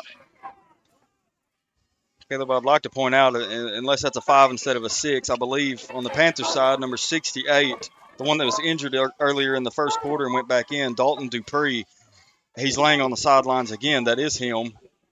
There goes Beckett Miller to the left side, able to host the Panthers, but still chopping his feet. Going to push for about 4 or 5 yard. yard gain. 19 on the carry. So Tough run. with the cramping and the slight injuries 4 that yard happened gain for the Panthers early on in the game, you got know, one down. Who is that? Official Looks like timeout. maybe Caleb number Darnell. That's number 24, Caleb Darnell, being helped up by his teammates with an official timeout, injury timeout. Coach Miles Prince and Ben Gallion taking the field check on him. He's going to limp it off. I'm not sure what happened there.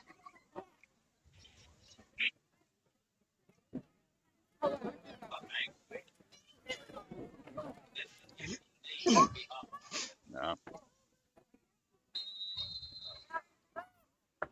They got jumbled up pretty good there, too. Could have got stepped on. Solway coming back to the huddle with the play call from Coach Ben Gallion. Second and 5. 2:25 left in the fourth quarter.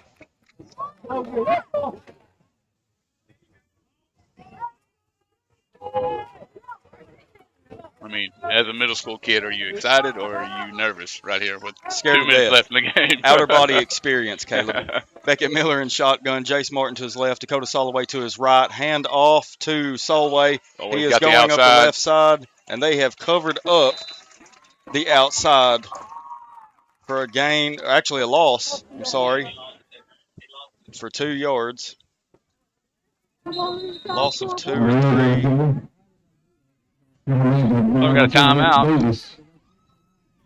By Panthers Decatur County. timeout. They may be hoping to get the ball back here.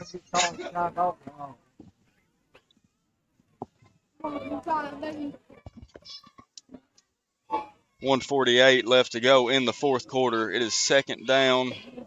No, it is third down. And about 7 to go from what I can see. Tie ball game, 8-8, Wildcats ball.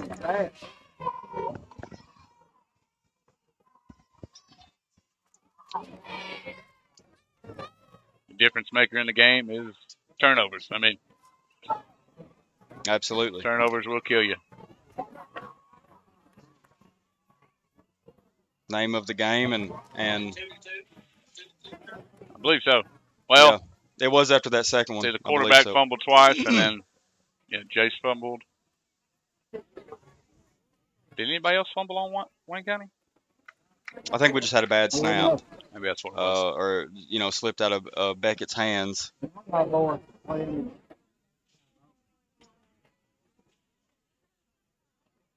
the Wildcats had an interception as well, though. A crazy one made by Miller. At that, bounced off the hands of the Panther it was intended for. After the quarterback, Max Hernandez, got absolutely clobbered by Jace Martin to maybe not make the pass that he was hoping for because he was running out of time and being charged by such a big kid. I think number 12 out here. I don't know if I've seen him yet. That would be Jackson Quick. Him and Silas Beckham were switching in and out of the game earlier, taking turns. Solway He's lined out. out as receiver.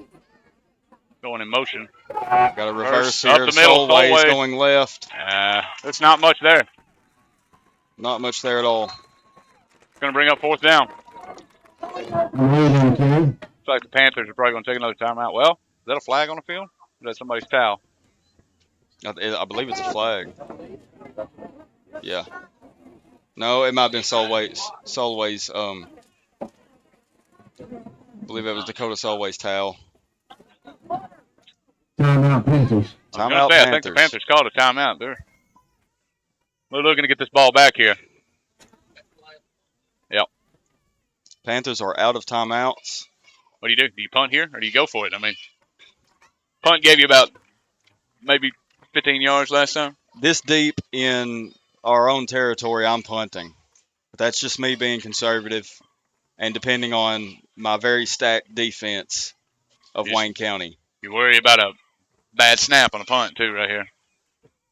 Yeah, I mean, we saw the last punt. The one and only time they had to punt in this game was nearly blocked. Yep. So hopefully it's not this time, because then we'll be in a mess.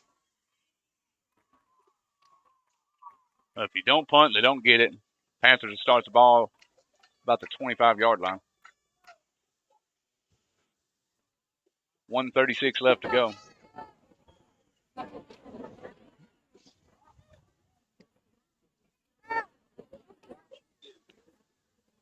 Kind of helps you out. The Panthers calling a timeout here.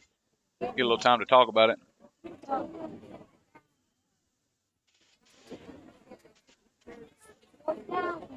They tell them what plays they run through the hole. They'll run through it. Absolutely. And folks, if you would like to watch this game back, we invite you to go to WCHS Sports YouTube channel, or you can find us on the Rumble app, which the link should, same name, WCHS Sports. If you're just joining us, I'm Austin Odell. My broadcast partner is Caleb Clark.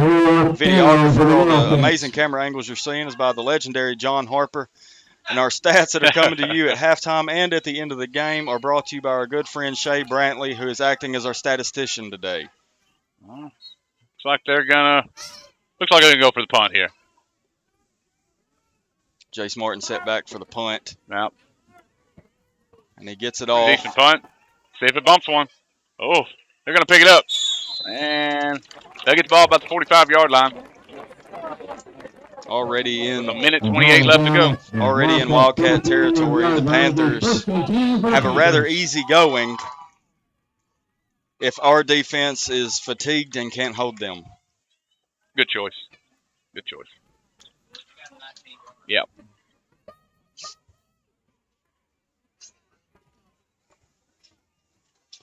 Well, if you're the Panthers, you have no timeouts.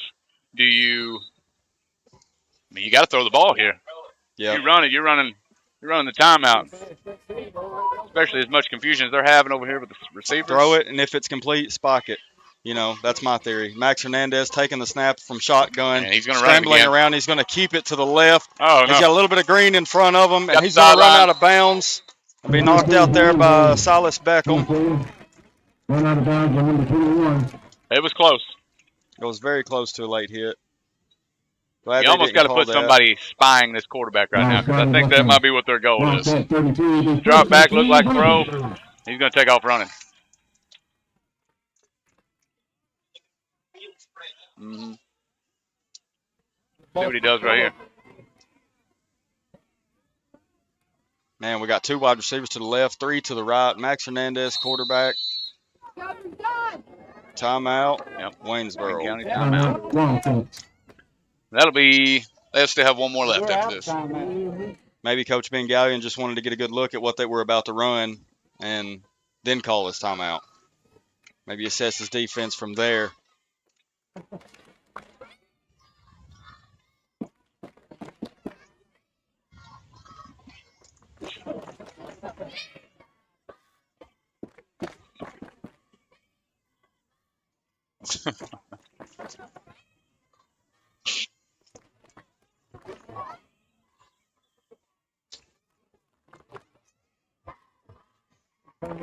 Well, at this point, I hope we go to overtime. Yeah, at this point, the Cats are hoping for overtime. If I can find my words here. Minute 20 left. Minute 20 left in the fourth quarter. 1st and 10. Ball on the 33 for Decatur County Middle School Panthers.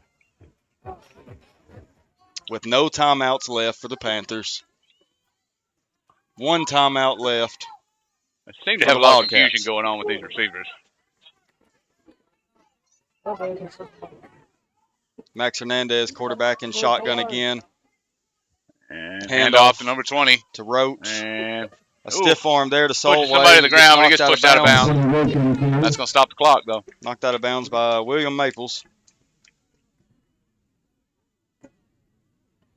I mean, he is a load coming through there. I don't know who he pushed on the ground there, but he's got That was Strong Solway. stiff He arm. stiff arm So we Solway. got 2nd down for the Panthers. Yeah, that was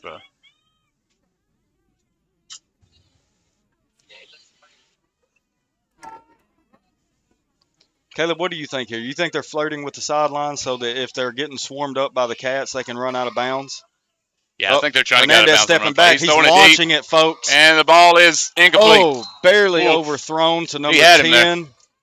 After going next down, around as far as incomplete. We'll bring up Covered 3rd by down for the Silas Panthers. Beckham and Max Parker Dixon. I seen them warming up on the sideline. I don't know which coach was throwing to them. Probably the one that threw it across the sideline earlier, but they were catching those balls consistently. Intended for Devontae Manus. Mm-hmm. Yep. Quarterback's got a pretty good arm. I mean, that was good 35 yards. He threw it. Number 20's checking out of the game. Braden Mays back in. That'll be Miles Roach, number 20. I'll remember here in a minute. Max Hernandez. Oh, QB, the block. bad snap over Max Hernandez's picks it head, back and up. he recovers it before a host of Wildcats. They don't could have any get there. timeouts left, so they've got to hurry. Clock's running. We're under a minute here. We're at 55 seconds. Coaches are screaming on both sidelines. Max Hernandez in shotgun. down. Braden Mays to his right. We've got 3 wide receivers out there. Need to stop here. They're going to Dropping throw it back deep. for the pass. And it's batted up in Ball's the air. batted. That's incomplete. As far as incomplete. Wildcats are going to take over the 40-yard line with about 42 seconds left. It'll be 1st and 10 for the Wildcats. Yep. Jordan Quaylor with another batted down ball in this game. I don't know. Did they think that was 3rd down? Kind of looking like they think that was 3rd down. That was 4th down. Come on. How many sports?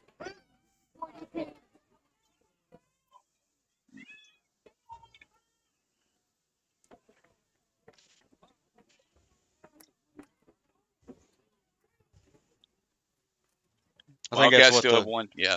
that's what the scoreboard said. It said 3rd down, so I could see where some folks got confused this late in the game. Nonetheless, it's 1st and 10. Waynesboro Middle School Wildcats football on the 40 in their own territory. Yep. 42 seconds left. One timeout for Wayne County. I believe they still have. Yep. Beckett Miller in shotgun. Jace Martin to his left. Dakota Solway sweeping Looks like around a reverse. for a reverse. Oh, reverse pass. And a He's pass. He's open to William Maple, blocked. and he's got the ball. He's and got he's the going sideline. the 30. open. He's going to get And he's tackled. down at the 25.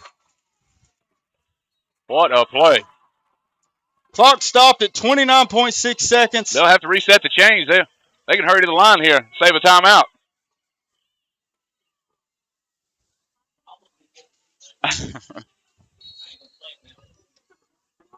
He spikes it down. That'll save a timeout. Stop the clock. Why is the clock not stopping? Clock really should have been set to at least 26 seconds. Spiked the ball, and they let a whole 4.5 seconds go off the clock. And a lot can happen in that amount of time in a football game. Unless, yeah. Put it back at 25 seconds. Not doing a good job. 2nd down. Wildcats still with a timeout. I mean, technically, you could still run the ball here.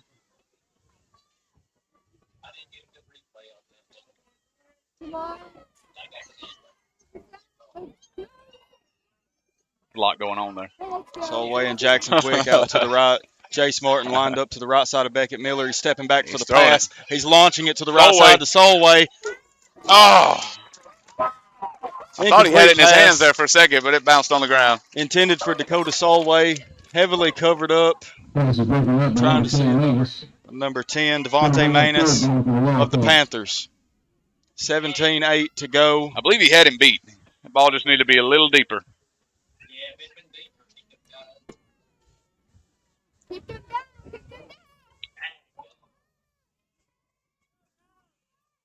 I mean, at this point, you line Solway out deep, snap and throw it to him. Yeah. They may try to run one here. Still got that timeout. Dakota Solway in shotgun. Beckett and Jace in his right wing. Handoff, fake And they to are. Silas Solway's gonna run Beckham. it. He's going to cut it out to the Gonna left. get the Solway's sideline. going. He's gotten Did he out get of out of bounds. Oh. The clock's still running for some reason. Should have been stopped at 12 seconds. They sure ain't stopping that clock.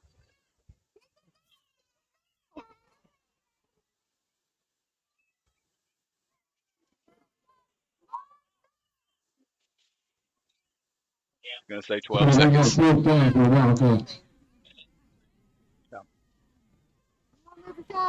It was kind of hard to tell if he got out of bounds or not. And it seems kind of like, you know, a deja vu when I was watching the 2023 matchup on this very field. An incomplete pass that could have won the game for the Wildcats hit the ground with 1.8 seconds to go, 10 and seconds, they he killed said. it off Okay.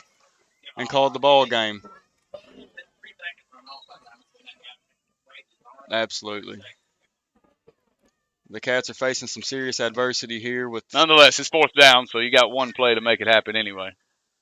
multiple seconds coming Unless off you of the get 6 clock. yards, get down, get a timeout.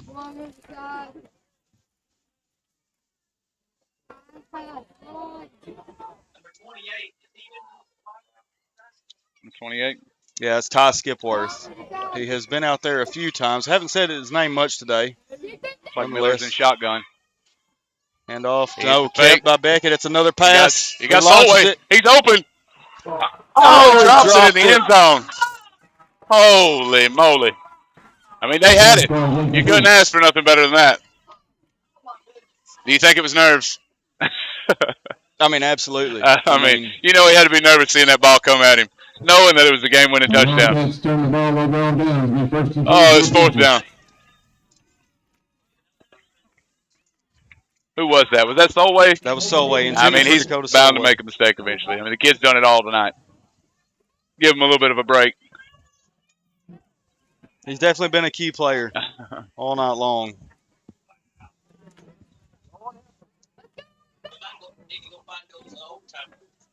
Yeah. Might need to.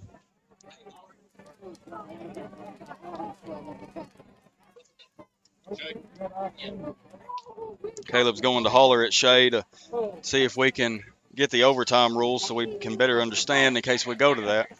2.8 seconds. I am begging you to win. QB Max Hernandez in shotgun. He's got 2 wide receivers on each side of the line. He steps back. He's being rushed heavily. He's taking off running. We got a flag on the field, folks. Could be a hold on the Panthers. So hold your breath. He cuts Beckett, Miller, and he's still going. He's brought down at the 30. But there is a flag on the field. A holding call, and it will be on the Panthers. It's going to be into regulation anyway. I think, from what I understand, they'll line up at the 10-yard line for overtime. Yeah. I believe he said he thinks that they line up at the 10-yard line, and you get 4 downs to make it. You flip for defense. Whoever gets defense first, offense first. Kind of like the college rules. And if the first team scores, then the second team still gets a chance. Right. But if the first team doesn't score, second team scores, that's ball game. Yeah. Absolutely. Folks, if you're on the edge of your seats, I promise we are I too. thought for sure he was taking that one all the way.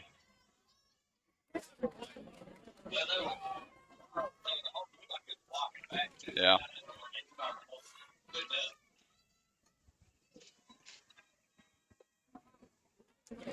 I'm just proud that I called this. You know, I expected a great matchup between these two teams this year. When you study the history between them, it doesn't, you know, necessarily go back very far, but it's been some very close games, at least in the past 2 years. And nonetheless, we're going into overtime. So I would take it they flip the coin again here. Find out who gets.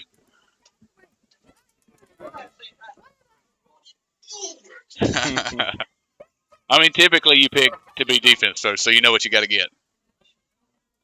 At least that's what I'm doing. I'm hoping I'm on defense. If it's me, I'm picking defense first.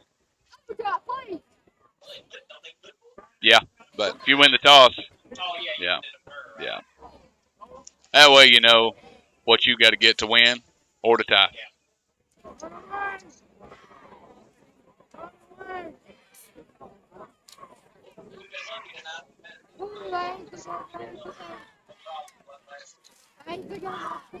We just had to get the hiccups out, John, on our stream.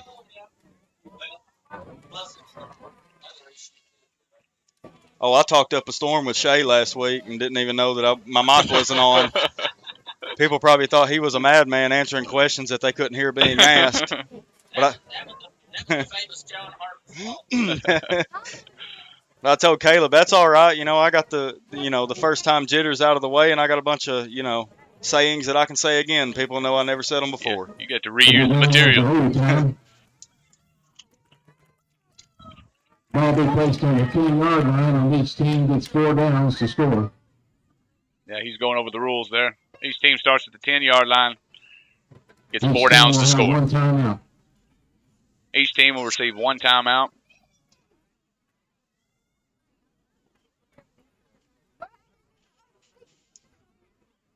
And I would say they go till somebody wins. I mean, if you tie it, go again, I don't know. I think you may end with a tie game. It would have to go very, very long, I would say. Maybe three overtimes, 3 or 4, I'm guessing. We need a rule book out here.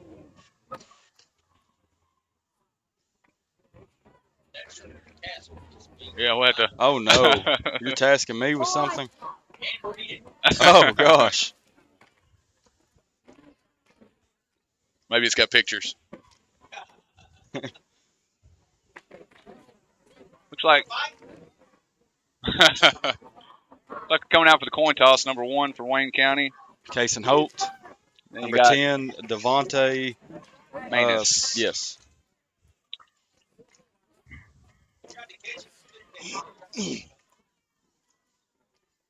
Looks like Panthers won the toss.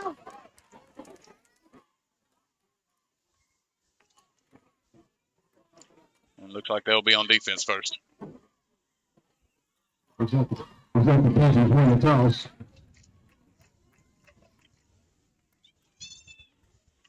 Well, no. I think he's confused. We're seeing fingers being pointed everywhere, folks.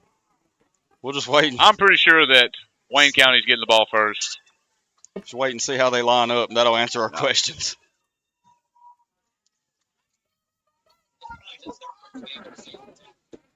That's what Shay was asking me earlier, if they played a game last week, or maybe it was Caleb asking me. Oh. Well, the referees, I don't know.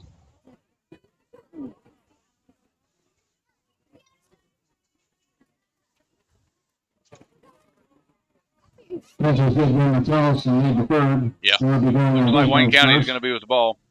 Go. I say, unless there's a penalty or something, you get. Yeah. It looks like they're pretty deep. All right, well. We got Ty Skipworth. You only got to get 10 yards, but it's a tough 10 yards. Lining up to the right, the single wide receiver. Beckett Miller and Jace Martin in the right wing. Dakota Solway in shotgun. Silas Beckham to his left. He keeps the ball. Solway going left. Breaks one tackle. He's going up the middle. He breaks another tackle. And he's in. Waiting for the official signal. Touchdown. It is good. Now it'll come down to the conversion. He broke about 4 tackles, I'd say, on that play to get up in there. Yep, he's in. An amazing cutback by Dakota Solway, number 8, to get in there for the touchdown.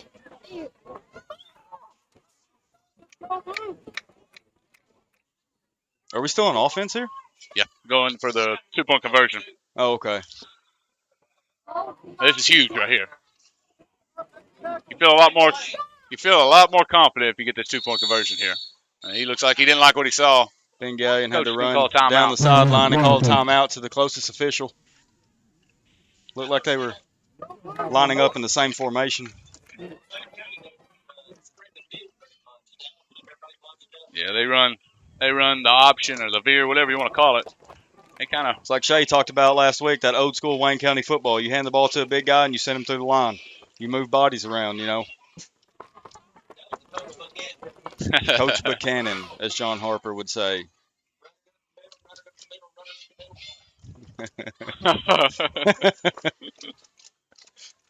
Was that Coach Gallion running down the sideline? That was. He's pretty quick. He was. I would not want to be in his way.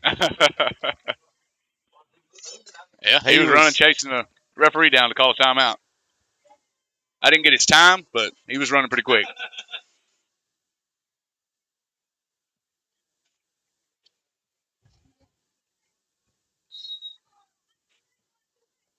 Well, here we go. This is big.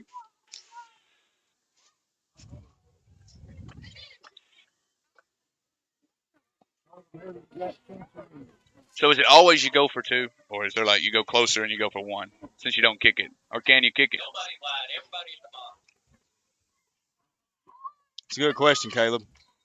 I've only so far this season seen both teams in both games go for two. Beckett Miller takes a snap, keeps Miller, it he's going to left. go up the middle, and he's going to get it pretty easily there. 2-point conversion is good. You know, we got somebody down on the field. Oh, no, it looks like Solway down. Not sure what the injury is.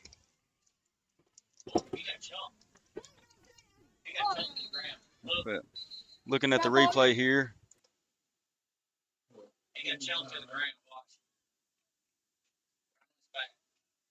So that's not Solway, that's 28, not 8. 28. Yes. Okay, so that would be Ty Skipworth then in that case.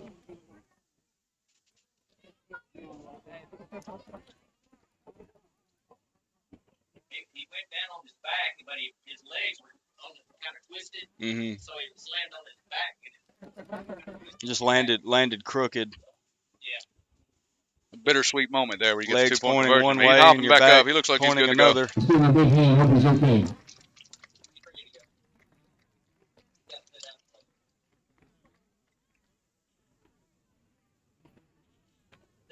That was 78. We're way wrong up here in the booth. Who is 78? I've got it see here. down there. Cameron Odom. That 10-yard line is pretty far away.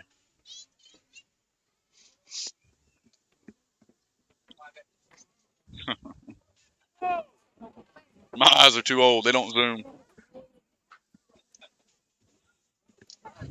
Well, get a stop here. It's a ball game. I would say that number 20, Miles Roach, probably gets a carry. Looks like I see Braden Mays going out there, though. Yeah.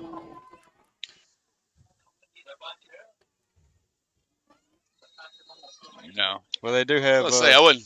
Looks like they might be spreading out a little bit. They do have Devontae Manus, single wide right. Max Hernandez going for a Looks like shotgun number 20's snap. in right there, ain't he? Yeah. Trying to hard count, trying to get the cast to jump. Hand off to Miles Roach. He's gonna get brought down in the backfield. They are not stopping. That's a pretty big loss there. I'd say about 5-6 yards. Who was that? Jay I Smartin. think they stopped his forward progress there. Jay Smartin, William Maples. I believe Jordan Quaylar got in there. Stopped it pretty early, looks like. Because he's at the.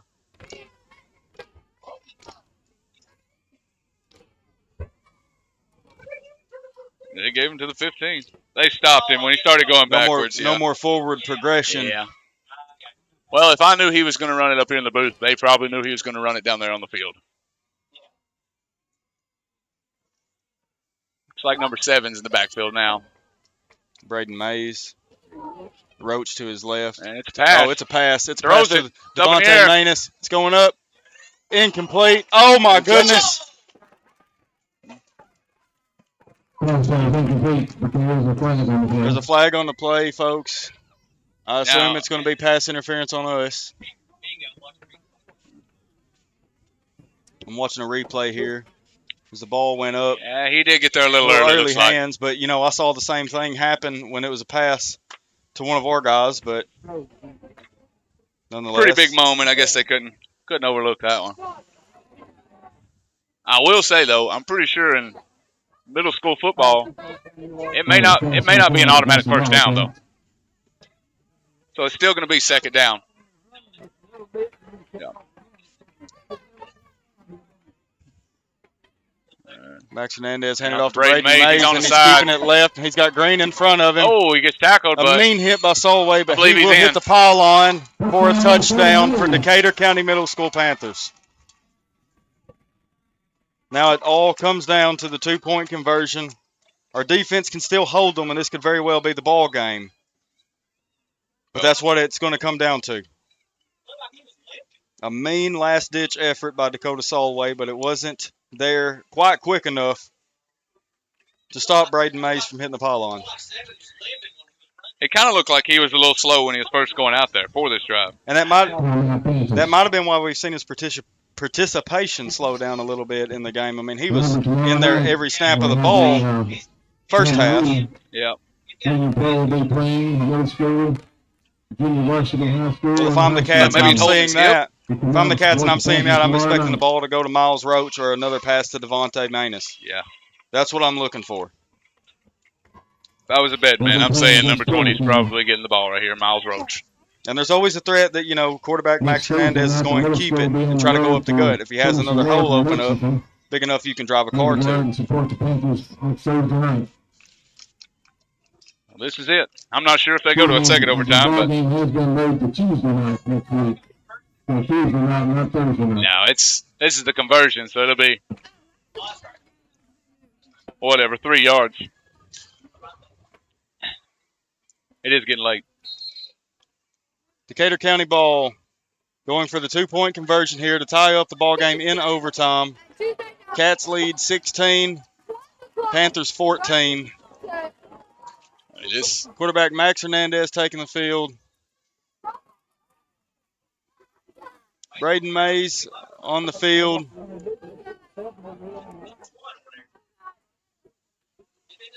Number 1 he has, Austin Bivens to the left. Looks like they're spreading it out. We got players running on the field. Devontae Manus to the right. Inside. Nobody has any Braden timeouts, Mays, I don't believe, left. Braden Mays, the middle receiver out of the 3 on the right. Max Hernandez in shotgun. It all comes down to this, folks. He's going up the He middle. kept the ball. He's going up I the don't know middle. if he got I believe he was He stopped. And that will be a victory for the Waynesboro Middle School Wildcats in overtime. I mean, you couldn't ask for nothing better than that. Big stop by your defense. Folks, we knew it was going to be a nail-biter. We knew it was going to be a close one. And you can't ask for a better ending for Wayne County than that. Quarterback Max Hernandez took the snap out of shotgun and tried to run it up the gut and was swarmed by a host of Wildcats. I don't know if he had other options there, if that was the. It looked like that was the design. They was spreading them out and running it right up the middle. It was no good. Nonetheless, I mean, great efforts by both teams here. We knew pretty early on, at least by halftime, whichever team won this game will have earned it. Good sportsmanship, good game. Couple flags that turned the game around, couple turnovers that turned the game around, couple fumble recoveries that saved the game for Wayne County, and one that really saved the game for Decatur County. And then you see a tie ball game that leads us into our first overtime of the season and just the second game of the season. Well, that makes the ride home a little bit easier there. Yeah. A little bit happier, a little bit more high-spirited. And Shay carpooled with me, so I won't have to hear him, in such a bad mood, so I'm happy with that. Absolutely. Well, folks, we hope that you join us either live or on this broadcast next week as we return home to Waynesboro to Guy H. Buchanan Field or Stadium to host Richland in the third week, back-to-back Thursday and Friday night. Stand by for the stats. Statistician Shay Brantley has got us hooked up on those. Until I get those stats brought up here to me, I would like to thank you for tuning in. It's WCHS Sports on our YouTube channel. If YouTube has ever given you problems, we are also on the Rumble app. You can find the link to that. Well, either way, I had a way to plug it, you know. You can find the link to our Rumble page on our Facebook page. And again, this broadcast doesn't cost you anything, but if you are so inclined to donate money to WCHS Sports channel, our Venmo and our PayPal are also on our Facebook page. We do ask, however, that you like and subscribe this YouTube channel so that maybe Mr. John Harper can be a millionaire because of YouTube one day. Because if you see the gadgets that he has up here in the press box, he absolutely deserves it.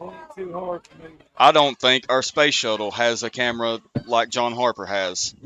I wouldn't even want to know what that thing costs right there. But anyway, yeah, Shea Brantley is on his way up here now. Caleb left the broadcast for a second to try to hurry him up and get him up here with the stats. And I'm going to let him read his own handwriting. Yes, John. We didn't do it last week, but player of the game. Player of the game. It's hard not to say Saltway. I don't know who made the tackle right there, though. That's the play of the game, but yeah, let's see. Let's see if we can see. I hope you're not asking me to pick the player of the game, John. I hope that's not what you're getting at. We'll take a vote. We got 3 of us. I'm going with Dakota Solway. I mean, How about the defensive line? Yeah, the defensive line. I mean, that quarterback couldn't get nothing really going.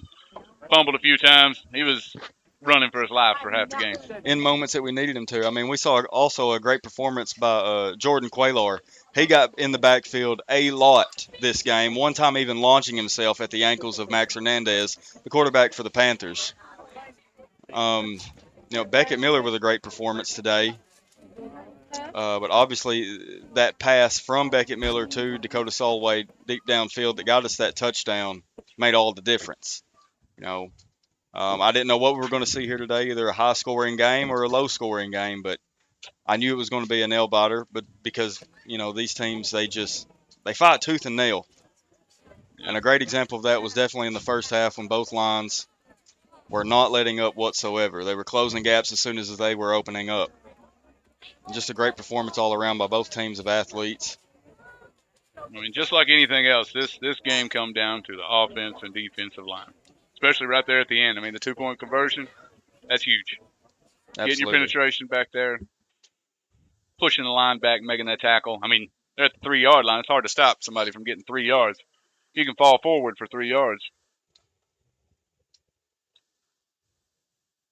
Yeah, with that amount of short yards to gain, it's basically just who jumps off the ball the quickest, the defense or the offense, I would definitely say that Solway is probably my vote for player of the game as well.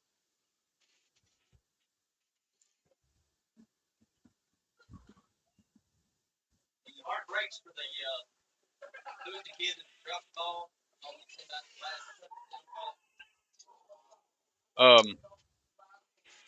Devontae Manus. Yeah, Devontae Manus, number 10. That pass interference call on us. Is that what you're speaking of? The guy that dropped it in the end zone. Oh, that was Solway. Oh, the one that almost ended the game with Solway. about 2 seconds left. I mean, Shea must have had to take his shoes off to count up them stats.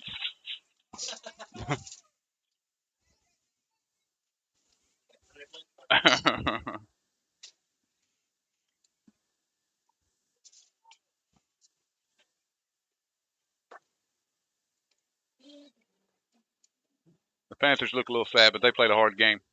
Nothing to be sad about here. Yeah, they should be proud of their performance here today for sure.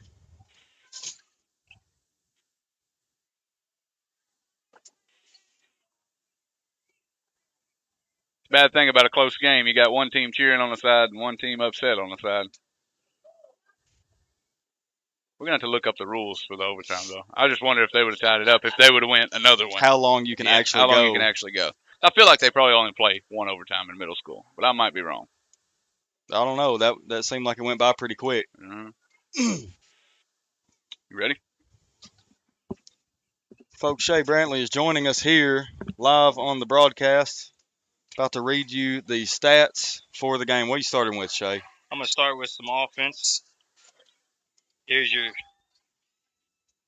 We had Wildcats had 250 yards total yards. Solway with 47 rushing yards, a 75-yard receptions, 2 DD, 2 touchdowns, and 1-for-1 passing. Jace Martin with 3 yards rushing. Beckett Miller had 19 yards rushing. He was 1 for 4 passing, 1 touchdown for 75-yard pass. Jackson Quick, a 35-yard reception, and Silas Beckham with 1+ yard. Now moving on to Decatur.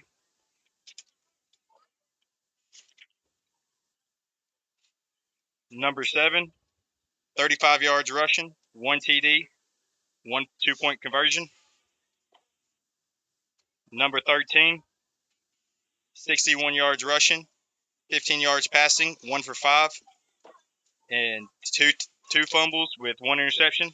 Number 20 with 23 yards rushing, and number 10 with a 15-yard reception for a total offense of 149 yards. Now let's move on to the defense. Number 1, Kason Holt with 1 tackle and 1 fumble recovery. Number 2, Jace Martin with 8 tackles, 1 forced fumble. Number 3, Silas Beckham with 2 tackles. Number 8, Dakota Solway with 3 tackles. Number 17, William Maples with 3 tackles. Number 18, Beckett Miller, 2 tackles, 1 sack, and 1 interception. Number 21, Max Parker Dixon, 1 fumble recovery, 1 pass deflection. Number 50, Jordan Sellers, 3 tackles, 2 pass deflections. Number 65, Aaron McDonald, 1 tackle. Number 71, Michael Stapleton, 1 tackle. And that's it for your game stats tonight. All right, thank you very much, Shay. I'm hearing something. Are we doing a JV game? It does look like it. All right, folks, we will have a coverage of the JV game here shortly. Coming back on there, none other than Mr. Caleb Clark. I'm back. He graduated in Collinwood as a Trojan, but we forgive him for that. Folks didn't hear me it say looks it like last everybody's a week. little bit confused because they didn't know they was playing either.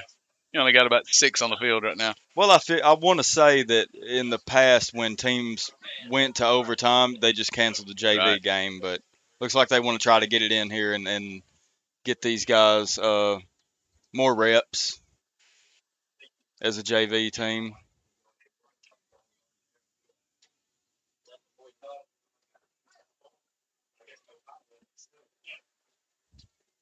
And Caleb, we might actually know most of these guys from me, you, and Shay coaching them last year in the youth league. I'm sure you'll see Cam Dickey out there. He's what, number 9? Yep, and you have Silas Beckham, number 3. Let's see. Easton Eves, I believe, number 88.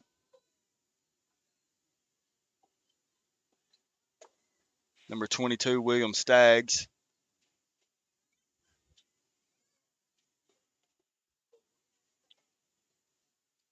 I think he's going to actually stand on the sidelines for just a quick second.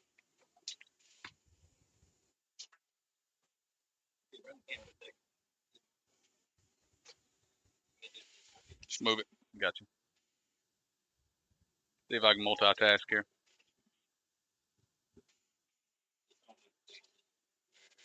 Gotcha.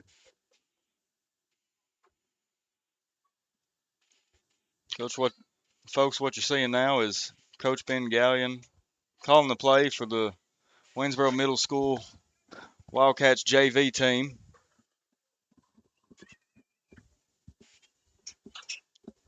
With quarterback Cayman Dickey and shotgun, Kason Holt like to his Silas left. Beckham's out there with nobody guarding him. He is. He is completely uncovered right now. Oof. They're going to run a reverse to him. Ball's in the hands of Silas Beckham. He's coming around the edge. Gets tripped up at about the 29 by a JV Panther. Boy, if they would have known that he was uncovered right there, I'd have snapped it and thrown it to him.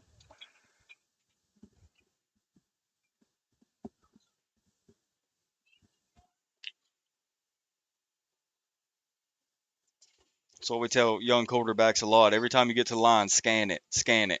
If it doesn't look right, move somebody where they need to move. But that time it looked right, and he would have been wide open. I would have definitely. I would like they're lining up in the same formation. You just got number 1 out there. It'd be Looks like the Case and safety Holt. sneaking over a little bit. Cayman Dickey and Silas Beckham in the backfield again. Cayman steps drops back. To pass. Pass to Case and Holt. All right, now you're good. And he's brought down almost Joining the immediately broadcast, Shay Brantley. at the 30. Sit Sherry. Sherry. Close enough.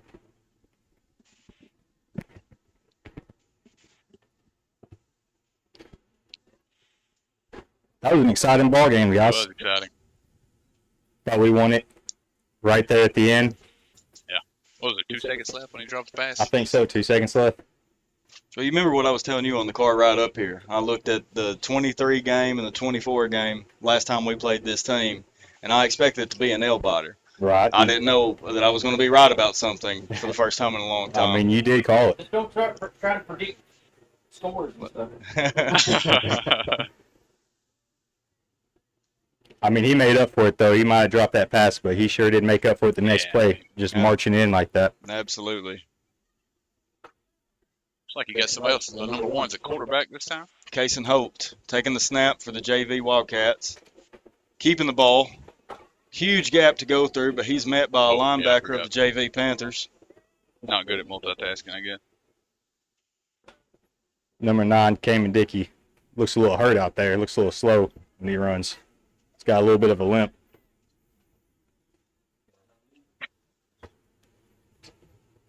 He's probably fighting through some injury. I mean, he's a tough cat. The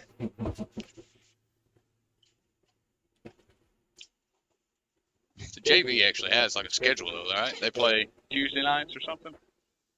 Or they just play after the... Don't get me lying. Okay, all right. I believe they just had a jamboree. I'm in about 7 group me's this year, guys, so I'm not entirely sure if I'm coming or going most of the time.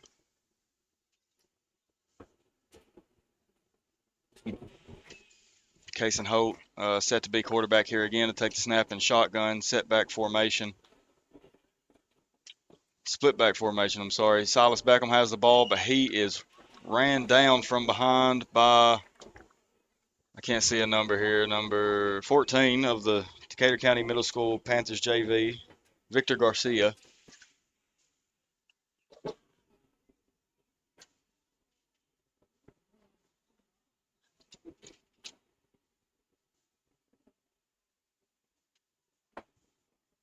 They look pretty tired on the sideline over here.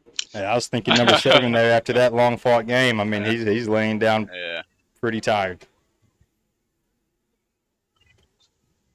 Braden Mays, I mean, he had a fantastic game running the ball, and there in overtime, it looked like he developed a limp. He's laid out on the sidelines right now rehydrating, and I don't blame him a bit. Not too hot. Not too hot, but I mean, this is perfect football weather. I mean, yeah. Right here. It was quite a bit cooler last week, I feel like. Oh, I'm sure last week was cool. I'm just talking about right now, not during this game. This game was a little hot. For the JV, though, they've got great weather. No rain. Hopefully, I don't jinx them. Drops back to the pass. Oh, took a little bit too long on that one. yeah, the release time has to improve there. I was watching him. I didn't see if any of his receivers were open. Number 21 was running pretty wide open over there.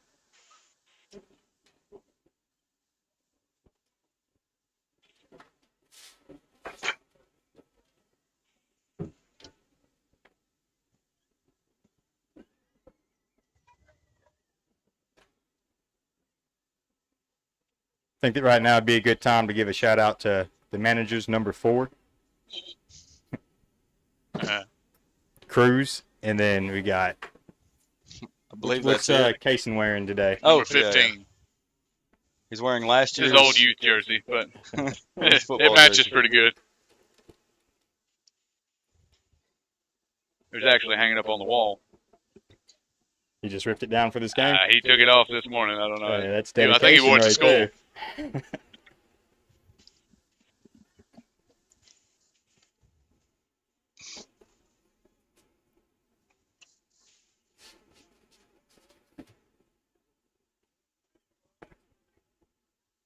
Caleb Darnell set up as an in route wide receiver.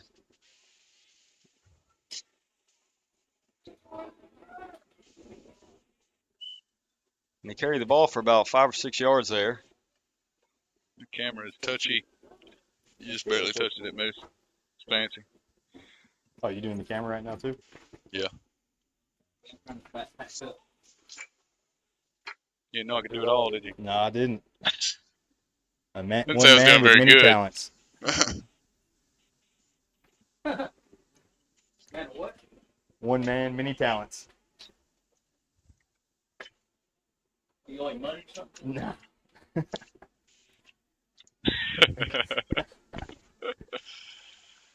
Can't be bragging on him like that. My bad. One man, 0 talents. We got Cayman Dickey lining up under center, split back formation. Ball's on the out. ground. Panthers might have recovered it there. Was that a bad snap, or he just fumbled that one? They just fumbled it out after the handoff. Somebody might have ripped it out once he made it through the line.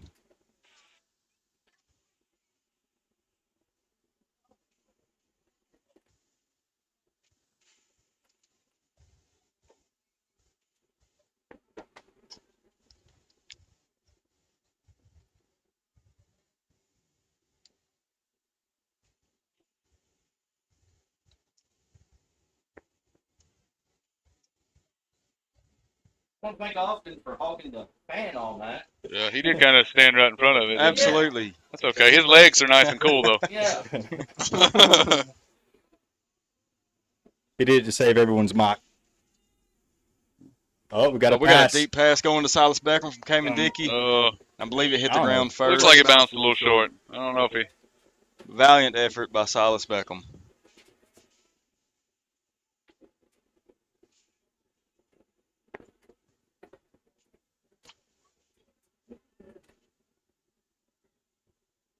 Whoops. What? Sorry about the interruption there, but Shay there's a over word from here. our sponsor.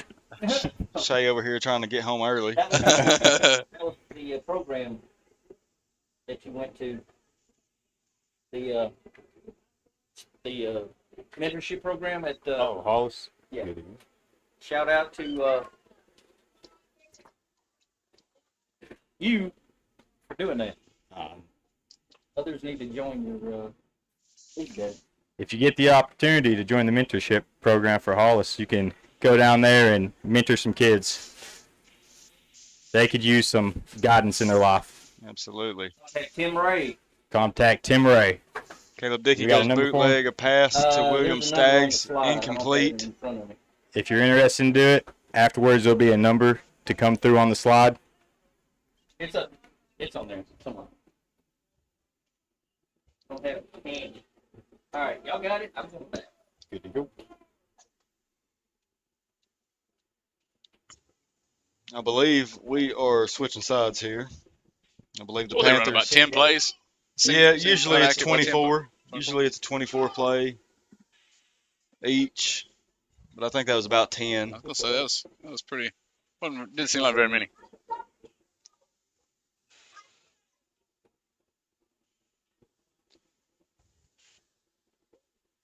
Time to see this Wildcat JV defense. What you got? Pretty cool now. We somehow managed to get all 3 of us up here on the broadcast at the same How'd you time. end up with the mic? What's he got? It's that thing that was down at the crowd, so if you're listening to the crowd earlier, that's why you can't hear them. Now you're listening to me.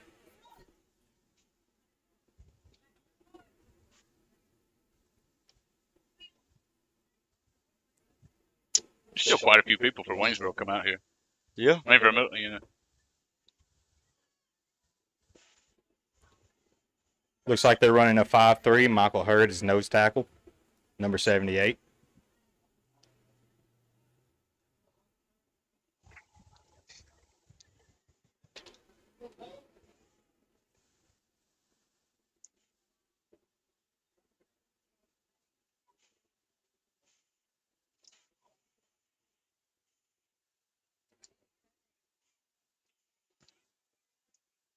Uh-oh.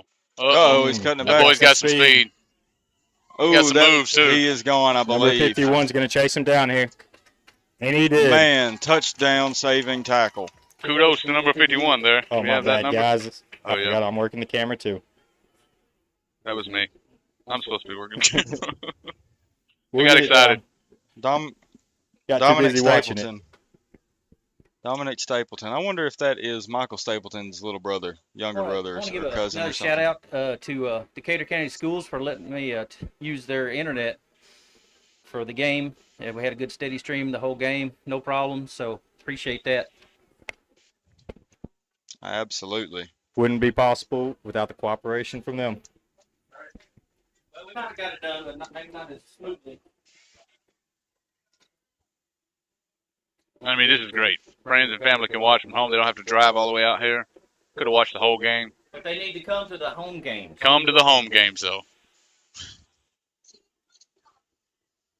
Got a handoff up the middle. Easton Eves getting back Like a little there bit of face mask there, maybe. for about a 2-yard loss, it looks like. I don't think they're throwing flags right now. There's no referees. Yeah. No, there's no referees. I don't think I have any flags. It's I don't even think I got a whistle. I It's think at I the seen the coach's yellow towel discretion. earlier. They might use that. Solway did have a yellow towel, which I'm surprised they let him have it out there because it looked just like a flag. Yeah, I thought it was a flag throw, and I was like, about to mark it in the stats.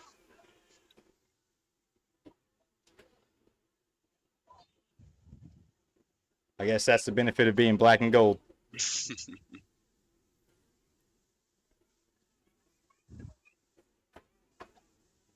Got 2 receivers out to the left, 2 receivers out to the right. Quarterback in shotgun here. Fakes a handoff, and he is swallowed up by Jackson number Quick. 12, Jackson Quick. That's Like a we very said, fitting last name. 78 was in on that too, wasn't I Michael believe Hurd. so. Michael Hurd, 78, assisting with the tackle. Part of the cleanup crew there. It's like Hurd's going out to take a break. Jackson Quick last week did the same thing on a pass attempt. Just completely got back there real fast, living up to the name like Austin said, and he seems to get to the quarterback for this group.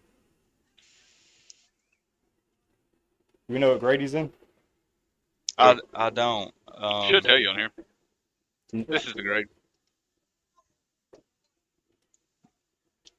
Let's see, where's his name? Jackson Quick. He He's is in 8th grade. so we won't see him next year.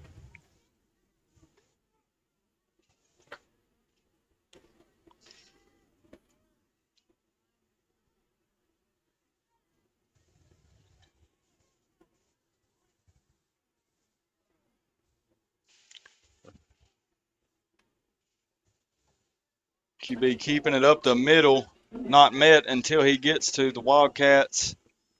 Middle linebackers there. They were lined up pretty deep. Go down at about the 28, 29. I believe number 20 made that tackle there.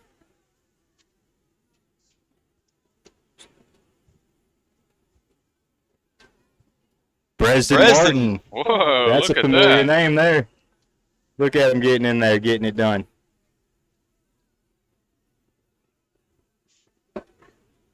Bresden Martin. We had him last year in youth football. Great kid.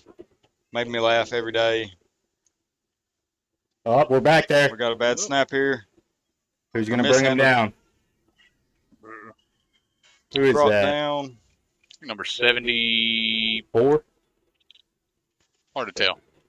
That's number 78, Cameron Odell. Michael Hurd is number 79. No, that's 74 that made that tackle 74? there. Yep.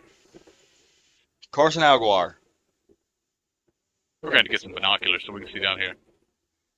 I got some binos. I can bring them.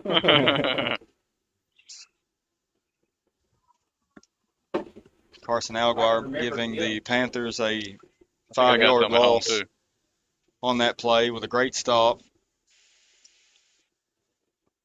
Let's see what the JV Panthers come out and set up to do next. Looks like they're going to go double wide receivers, one Feel on like we're each about side. to see a pass. Quarterback in shotgun again, maybe a A right different jet QB back there. lining up behind the line. The Nope. handoff to the And running on back the number outside. 28, and he's Speed. going wide right. Number He's going 7 down the is- sideline. Oh, missed. Number 51 looks like he's going to make the tackle again. Oh, he's still fighting. Hey, got a text from Joy Beth Pope. 77 is Brandon Pope. He's not 57 anymore. I need to correct that. On the sheet. 77. Okay, so Oh, because we don't have a. Got you. No, it is 57. Brandon Pope. He's not Okay, so that's 57. updated. No. He's 77. So we've been calling out the. We can remember that. Yeah, sure. I'll fix it. I'll fix it in my next sheet. Sorry, It's Joy Brandon Beth. Pope. We got that updated. We updated it for you. Brandon Pope, number 77, not 57.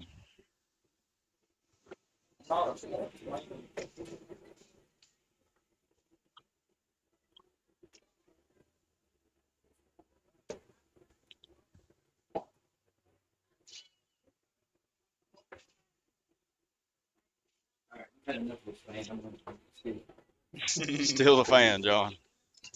Ooh, what a hit. Tackled in the backfield. Who was that? 53. 53. Holy cow. Unbelievable. 53 is Barrett Violet. He laid a hit. Violent, Barrett Violet. Barrett Violent. I'll tell you what, these were some big boys for middle school, so both teams are going to have to take care of their nicks and bruises before next week. Absolutely. We're especially like, you know, a great example is we're seeing here on Decatur County sidelines. There's a bunch of kids being You want to do a replay? helped walked off Hit those two because buttons right they've there, cramped so and much. then wait a second, and then hit that button. It'll show the replay. That's a big and then problem hit when it's this RW warm in the to go back to season. back. Okay. Got all that? You got that? You remember all that? I forgot the first two. Boom. That dude, And then that hit one. that. And then Alt W goes back. Got a late snap to the QB. He tries to save it by going up the middle, but he's met with a host of Wildcats. Maybe We got can better back to remember to move the camera, where much less run replays. We'll get the there. ball we'll get there. actually was set.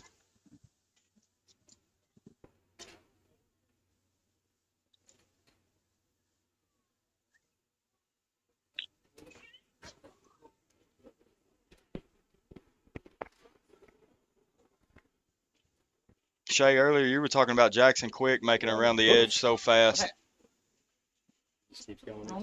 And I just keep thinking about, What do you you hit know, when in that the pops up? varsity game when Jordan Quaylar got back there and just dove at the ankles for an amazing sack on the quarterback.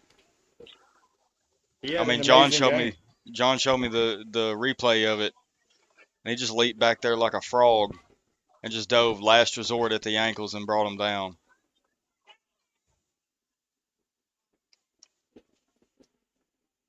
Handoff to the running back. He's trying to make something happen on the left side of the line. Maybe about a 2-yard gain.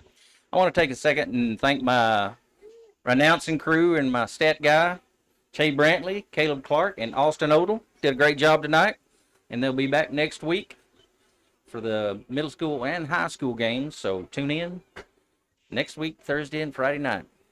We're going to be at home, so come on out to the game if you're not working second shift. Oh, wow. We just got promoted live on air, Shay. Did you hear that? I ain't going to make it a habit. He's going to work it. He's going to work his double and pay his half. Same thing. Well, Yeah, John, I can't even be mad at that. Yeah, you we can't be will mad. honor you publicly. This is probably the coolest assignment I've ever been tasked. Having a lot of fun doing it. I'll tell you that, guys. We appreciate y'all listening. Got a QB in shotgun again. He's handing off number 28.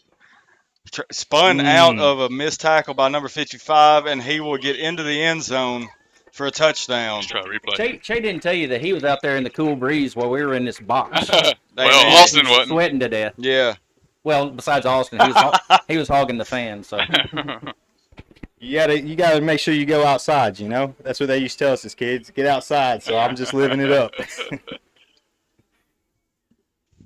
I think that's the ball game for the JV. They are calling it.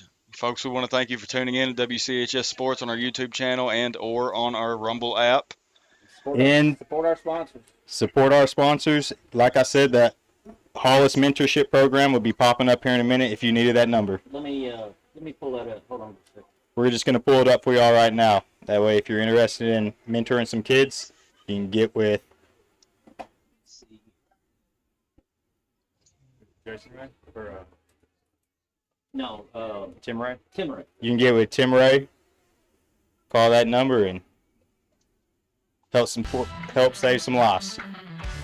We're going to skip through these and get Wiggly Wiggly, Charles Hickman, Billy Mobile Home, Practice Squad.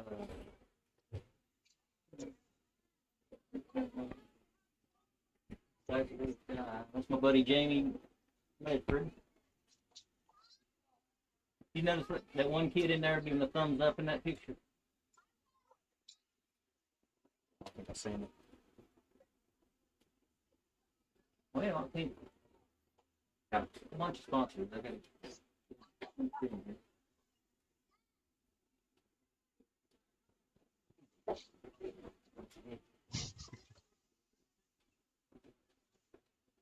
I'll get to it eventually.